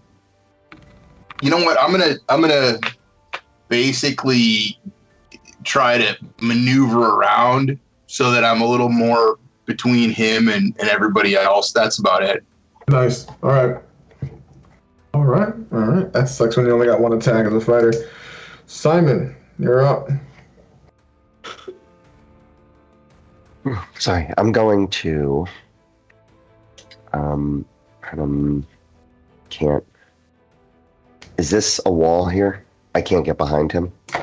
Oh no, that's just actually the light would reach there now. The light wasn't reaching there before because of the torch, but Daniel has a torch, so it would reach there now. Up to right around there. All right. So that is right. You can get Like in behind. that empty corridor, I'll tell ya. So I'm going to 20. Yeah, I'm going to basically run past him and try to like hamstring and then I'm going to use my bonus action to disengage and keep moving the remaining 10 feet so that I'm out of his range. So I'm just going to kind of combine and slice. So I'll make my attack. When you bonus action disengage, you can use your full speed to disengage. So You can? Again? Yeah. I wasn't positive. I should have read that. Okay, so I'm still not going to go very much farther. I'm just going to come over here a little bit closer to Father. That is such a cool move. What's your attack roll? So the attack roll is going to be... 19 on the die, so dirty 24. Ooh, yeah. I didn't need the dirty because it's 24. That was stupid. Here we go. That's a filthy Damage. 24. Yeah. Damage is 5. Plus your sneak attack, man. You had flanks right, there for that's sure. right. I always forget about that. I play rogues now, so that's a 6. Okay. That's an extra 9 damage. So 14 So total it's damage. 14. Oh man, this thing is looking so hurt. So that is honestly one of the coolest moves Simons has done. Is he just comes in super fast, super slick, quick Achilles tendon cut, and he just full on dodges all the tendrils as he moves a good 15, 20 feet away. Don't look at me, don't look at me, don't look at me. This thing is screeching in psychic pain as all the hairs on your heads and your arms start to like float up in the excess psychic energy it's emitting here. It is not happy about the situation. Father, you get to go. What are you up to? You're muted. Father's going to pat Simon on the arm. Consinda surely is with you. And then he's going to step forward over here and swinging his incense in the air, and then going to attempt to smack this creature. Let's see what you got, old man. Yeah, are we doing? Is there a flanking in this, or? You get it. You do get advantage for flanking for sure. All right. Okay, so 18 to hit. That is a hit. And 7 points of damage, bludgeoning damage, as the incense smacks it, and little bits of smoke puff out of this. Father, how do you take this thing out? Man, I think because he steps up, he's got his holy book in one hand, and he's got this incense thing in the other side, hanging on the chains, and he kind of just swings it around and smacks it upside the back side of the head, and just caves it in. And then the incense, what little bit of it, the sparks that were still in there, catch, and a little bit of it starts to burn and smolder. Little puffs of smoke coming from this now crumpling body. For sure. As that is fantastic. The body starts to crumple. The full cave the back of the head in bunch. You're splattered with blood as its brain erupts. And normally you've seen heads caved in. You were in the war. Couple, Sure. It was only 20 years ago. Who hasn't seen heads caved in? But this one, the brain fully just erupts. And everything within 10 feet needs to make a Constitution saving throw. That's just O'Rourke and Bunt, as you're covered in these tendrils that are trying to find a new home. Bunt, don't forget your D4. Yeah. Yep. Con saves, guys. I had 13. Oh, shit. What is it? Where is it? 18 total. Bunt, you were good. What? Okay. Bunt, you're good. As you see these, you already felt the effect. You saw it. One of them's trying to get in your nose, and you're like, no. One's trying to get in your ear. You're like, O'Rourke, you've seen this a couple times, but you haven't been able to cave one's head in before. You haven't actually taken one out. So you're caught off guard as fully one wraps, you put up your hands to protect your face, but one wraps around your neck a bit and it starts to get into your ear, and you can feel it just getting in there. And it is fully getting in there. It is not good. Yes. I'm going to need you to make a DC 14 intelligence saving throw. Yeah. About that. That'd be a natural 1. So for a total of 2.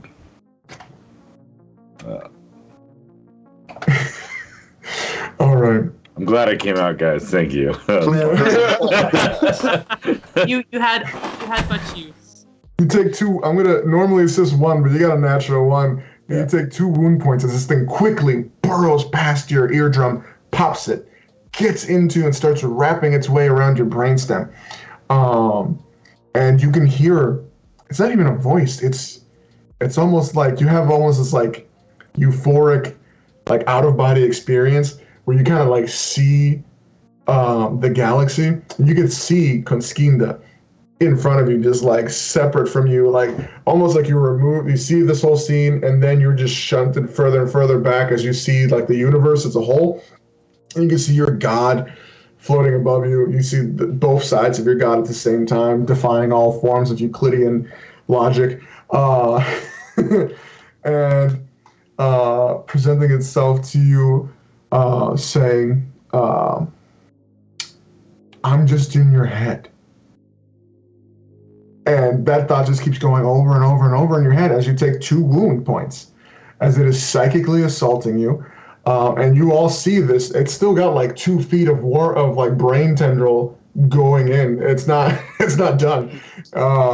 And he is on his knees, you're in an incredible, like, you're out of it, but like your body is like holding your head because your brain is swelling up. You got a lot extra mass in there.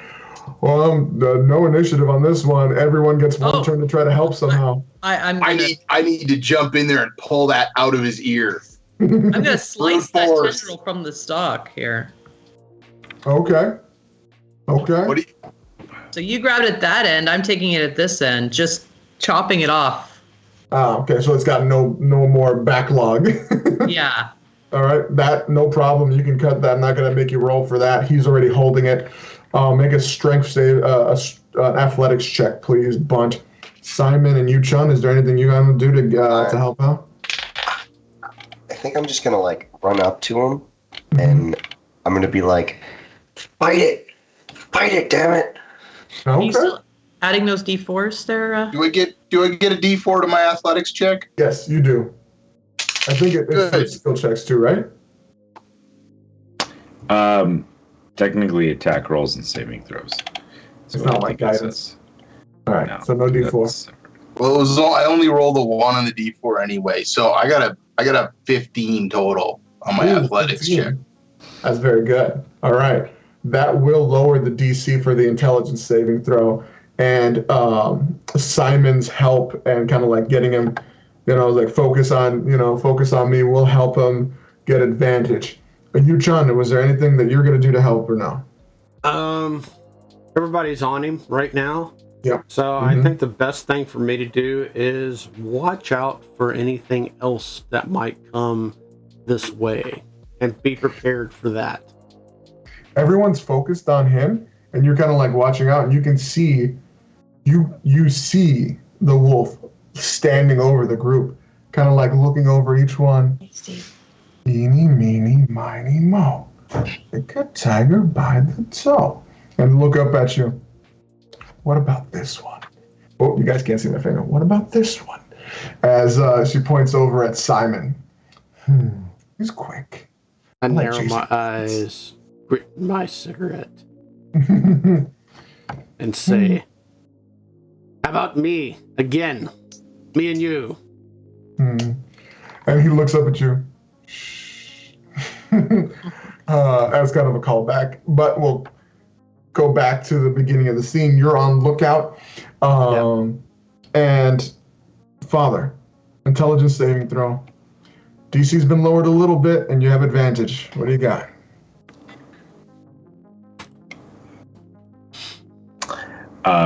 With advantage, 14. That is exactly the DC. Good job. My first roll was a 4. Yeah, so bad. You're in this image and you're just like, what do you mean you're not real? And that kind of like, and it's really hurting you. The idea of that, of your God not being real is fucking killing you, but you're still stuck here. But then like as Bunt is like pulling inches of this worm out of your brain, just out of your ear, you can feel yourself like being reeled back, and you're like, oh, come back. I want to know more. You do not take a wound point this round, and since everyone helped you, I'm not going to make this. This was a very good group effort. I loved it. Bunt pulls out the rest, like the remaining, a full foot of this tendril have gone into your skull, basically, and he pulls it out. It's wriggling around until it finally kind of like dies from lack of any like sustenance. And yeah, you're just like, get me from Bunt. Going down. Yeah. So you do get a little bit. You took 2 wound points, so you get a light injury. So under flaws for your character, like ideals, bonds, and flaws, put down deaf in one ear. Temporarily deaf in one ear. It did bust your eardrum. Good team effort, everybody. And there, and then again, Yu-Chun, you see that, like, okay, everything's good, and you see the wolf just going like, damn. Oh well, maybe next time. And he kind of like fades away. It's all in your head. Righty. So, and it's quiet again. There is just a dead body with no head in front of you. And Father is back on his feet. How you feeling, Father? I think it would take Father a moment. Like he spends a little bit of time on his knees, at first gripping his head. And then when he finally gets composure, he scoops back up his book of Consinda, and he sits there like almost rocking for a little bit, holding onto that book like super tight. You are real. You are real. You are real. You are real. You are there. I feel you. I feel you. Then he will grab the incense and stand back up. I think it's best we move on. If everyone wants to get behind me, I can. We can follow this inside wall still, and I can attack anything that we see in front. So that's one option. Okay. But Bud just kind of looks back at you, covered from head to toe in blood, like bits of brain in his bare hands. Like, okay, yeah, I'll get behind you. You can go in front of me if you want to. I just have the range attacks. It's up to you. No, he's like agreeing. He's like, yeah. Okay, Yeah. cool. Yeah. Perhaps we avoid the close quarters if we can. Oh, these bastards are. I knew they were bad, but man, I've had have a hangover. I wasn't even drinking. Okay, so I'm gonna keep moving down the inside wall here. Yeah, I've lit up the rest of the way for you. And actually, if I can, I'll try to not actually be behind Daniel, but kind of what I was doing before. I'll stick closer than I was, but we can if we can walk abreast, I still want to protect everybody. Well, we can do double like this if you want, side by side. Yeah. Yeah. Is that okay? That doesn't mess up something I'm trying to do, right? I don't care. I was just trying to be noble, but I've got. Me too. But honestly, if somebody messes with you, I can smack them down. That's cool. I think that's a good idea. That sentinel was very clutch. That was sick, dude. All right. It's looking pretty good so far. All right, very good. So this next section, you guys are heading down. You're being I'm assuming you're going to be very careful. Oh, yeah. I'm going to need everyone to give me a perception check. Okay. Can I not roll like complete?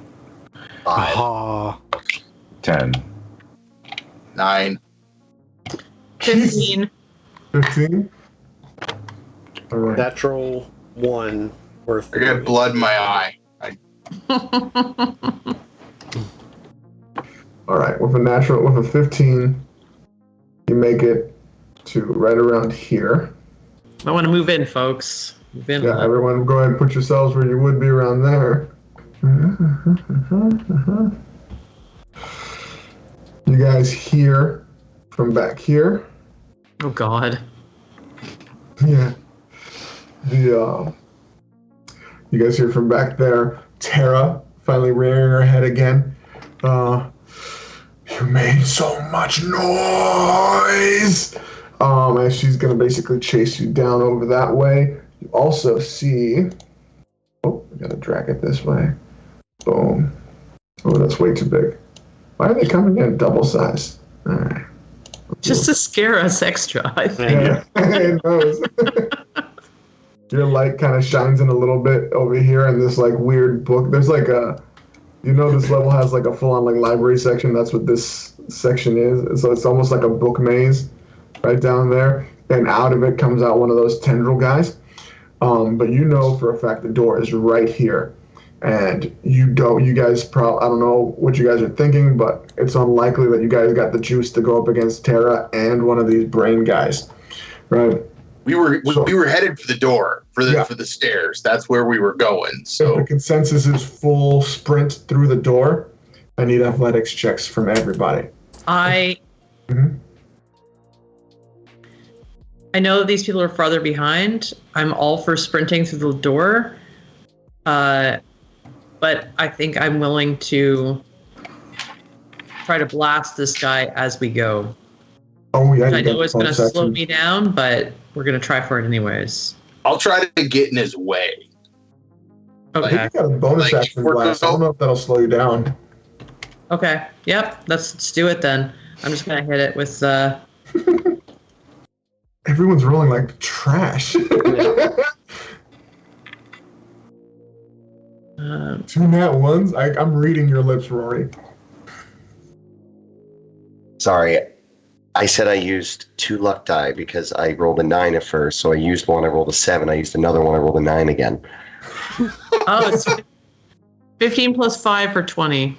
That hits, and you're hitting the brain burster guy over here Yes. for sure. The guy starts to come out, and you're like, "Fuck you!" Poof. Hits him. He backs up a little bit, gives you guys a little bit of space for a Oh, moment. I didn't roll damage. Hold on, let me just roll damage here. Yeah. It You roll was damage while you're rolling that. I'll describe as you guys get to the door. You are on floor 10. You can see the tendrils I was describing up on the 15th floor are fully encasing this staircase. It's going up. Actually, it's fully encasing basically this whole wall that is this one right here. They're on both sides. Yes, the door is partially covered. It seems like it might be a little bit hard to open. You did damage to this guy here. How much was that? 6. 6, nice. And what was the athletics checks? What did you get? I think you were the only one with a good one, right? I Daniel? haven't rolled mine yet, actually. I rolled 18 for athletics. Nice. 7. Yeah, I rolled a 5. Bunt got a 16, but he's not going to be the first through that door. He's gonna stand in the way of that brain burster until everybody else is gone. Nice. With the 18 you chunk. Oh, sorry, I have a... Wait, it would be a 9 because I get the +4, I forgot. Or, sorry, I'll roll the d4. Yeah, 9. Okay. All right, no worries. So you guys, everyone kind of tries. You're trying to bust it open. Yu-Chun, last in the lineup.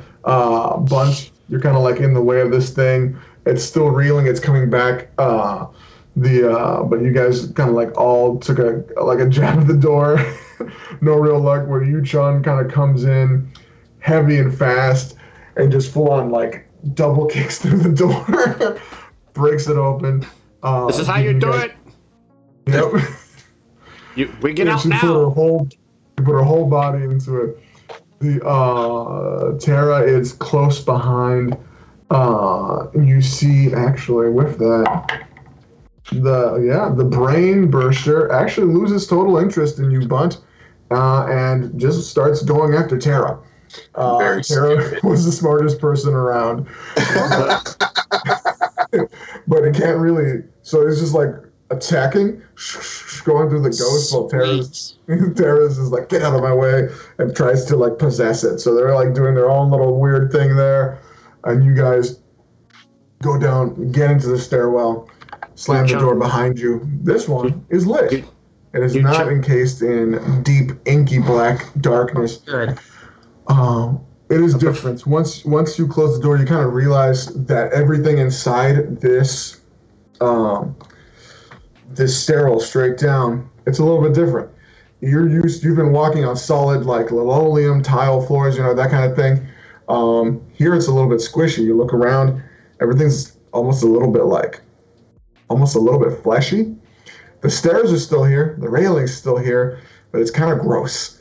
You can see those tendrils going up, and it's not even tendrils on the inside. On the inside, it's almost fully like come together as a mass. And the door, it looks like it looks almost like a wound, because when the door closed, those things starts to close in on and try to seal you back up, basically, in here. I'm going to take an assumption here and assume you guys just head straight down to try to get to floor 1. Yeah, I'm good with that. All right. So we'll go a little bit narrative here since we're running to our deadline, viewers. See, you guys start running. You guys got 10 floors. You start making it. As you get more and more down, everything starts to get a little bit more fleshy and more meaty. The handrails start to become like not even hard. They're just like, it's almost like a gum, and you don't even want to touch it anymore. The stairwell starts to change from steps to full on, like almost like a full on incline all the way around. The walls, there's no more like hard line. It is almost it's a rounded edge, almost circular. And as you get to the bottom, it starts to get slicker and slicker. You're on floor 4. You're only a few floors away, and it's almost like it's coated in saliva. And I need everyone to make acrobatics or athletics checks to maintain your balance. All right. Acrobatics it is. 15 on acrobatics. Yep. 16 for me too. 15. 17. All right. Who didn't beat a 12? I got a big 10. Bunt. Buddy. You're the last one through the door again. So everyone's kind of like maintaining their balance. They're running. They're using that slide into their advantage with Bunt. Your knees catch up to you, man. Bunt don't surf. No. You took one slip. You were hit full back. Didn't hurt. It's very soft. But you're a full sliding down. And he is going to shoot past you guys unless you guys try to stop him. We're not going to go through the rolls here.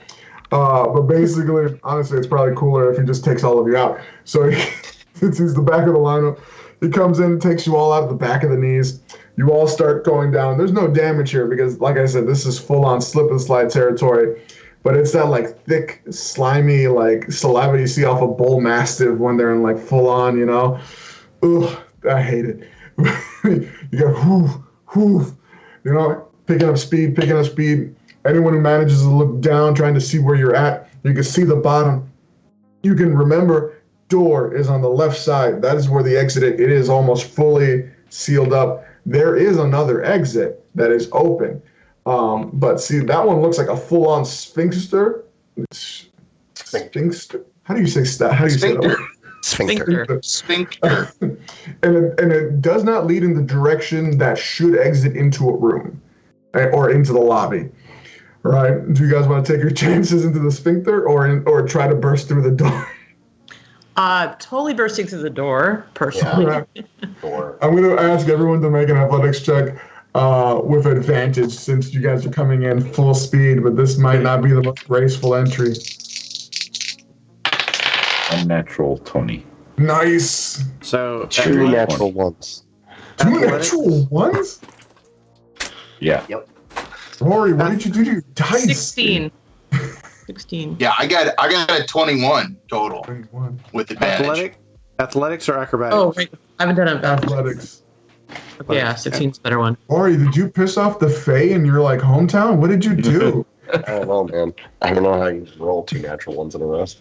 You gotta start leaving out that milk and bread for the local fairies, buddy. Jeez, man, I do that. What'd you get, Yu-chan? I rolled a 6 on athletics. So most of you guys did very well. 3 out of 5 beat the DC. What's your name? Bunt. You barrel through everybody. Everyone's full head over heels.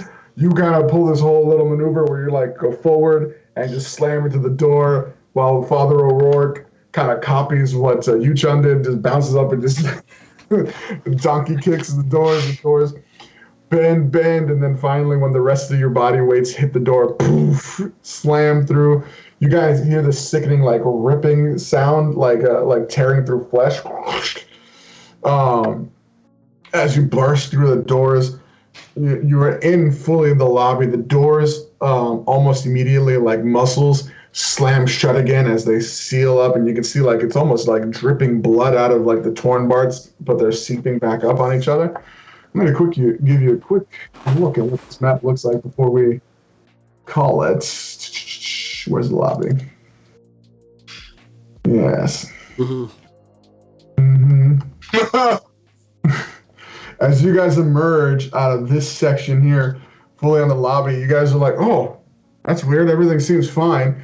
As you turn around to see it out on the other side, the the stairwell is almost fully encased in what looks like dozens, if not over 100 bodies that have been stacked into each other and pressed down and pushed in like putty and reformed, and all of them are trying to push their way out.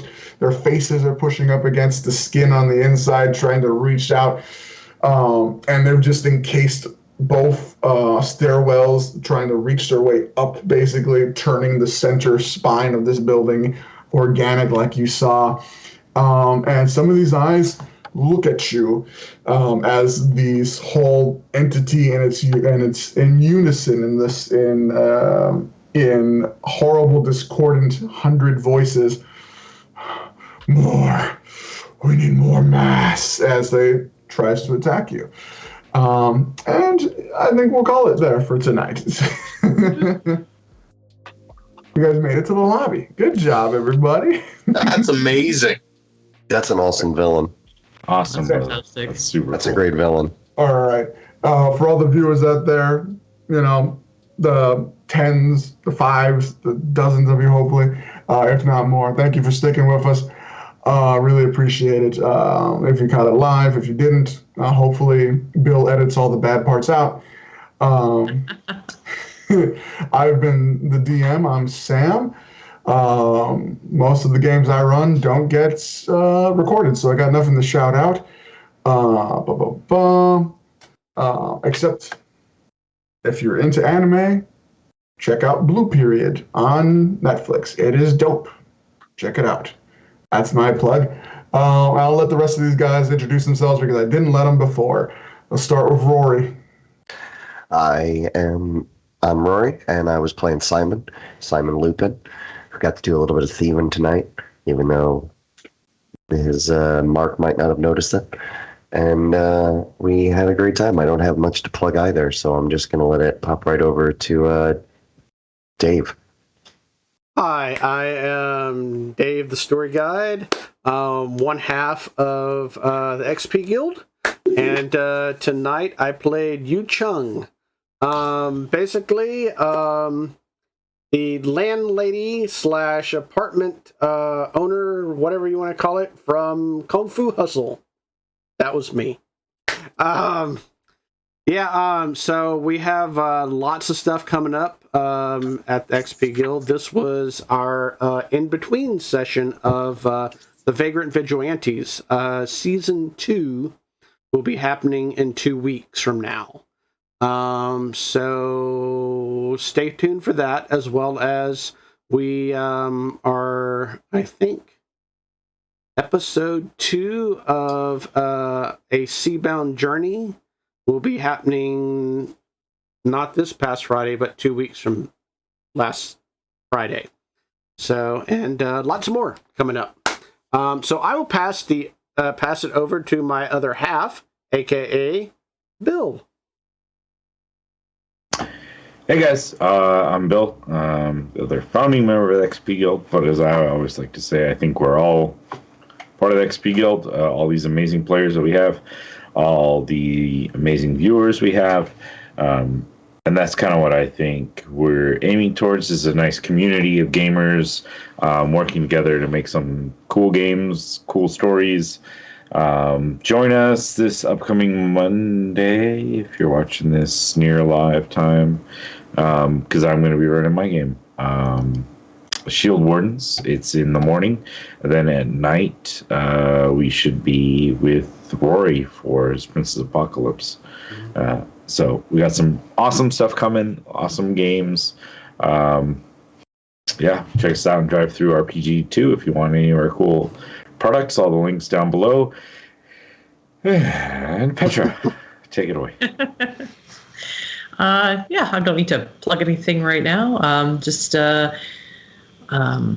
in Toronto, Canada, and if you are within the zone at all, we have Breakout Con happening the weekend of July 15th to 17th. I'll be working that. We're still looking for any RPG celebrities or creators. If you know people, pass it around.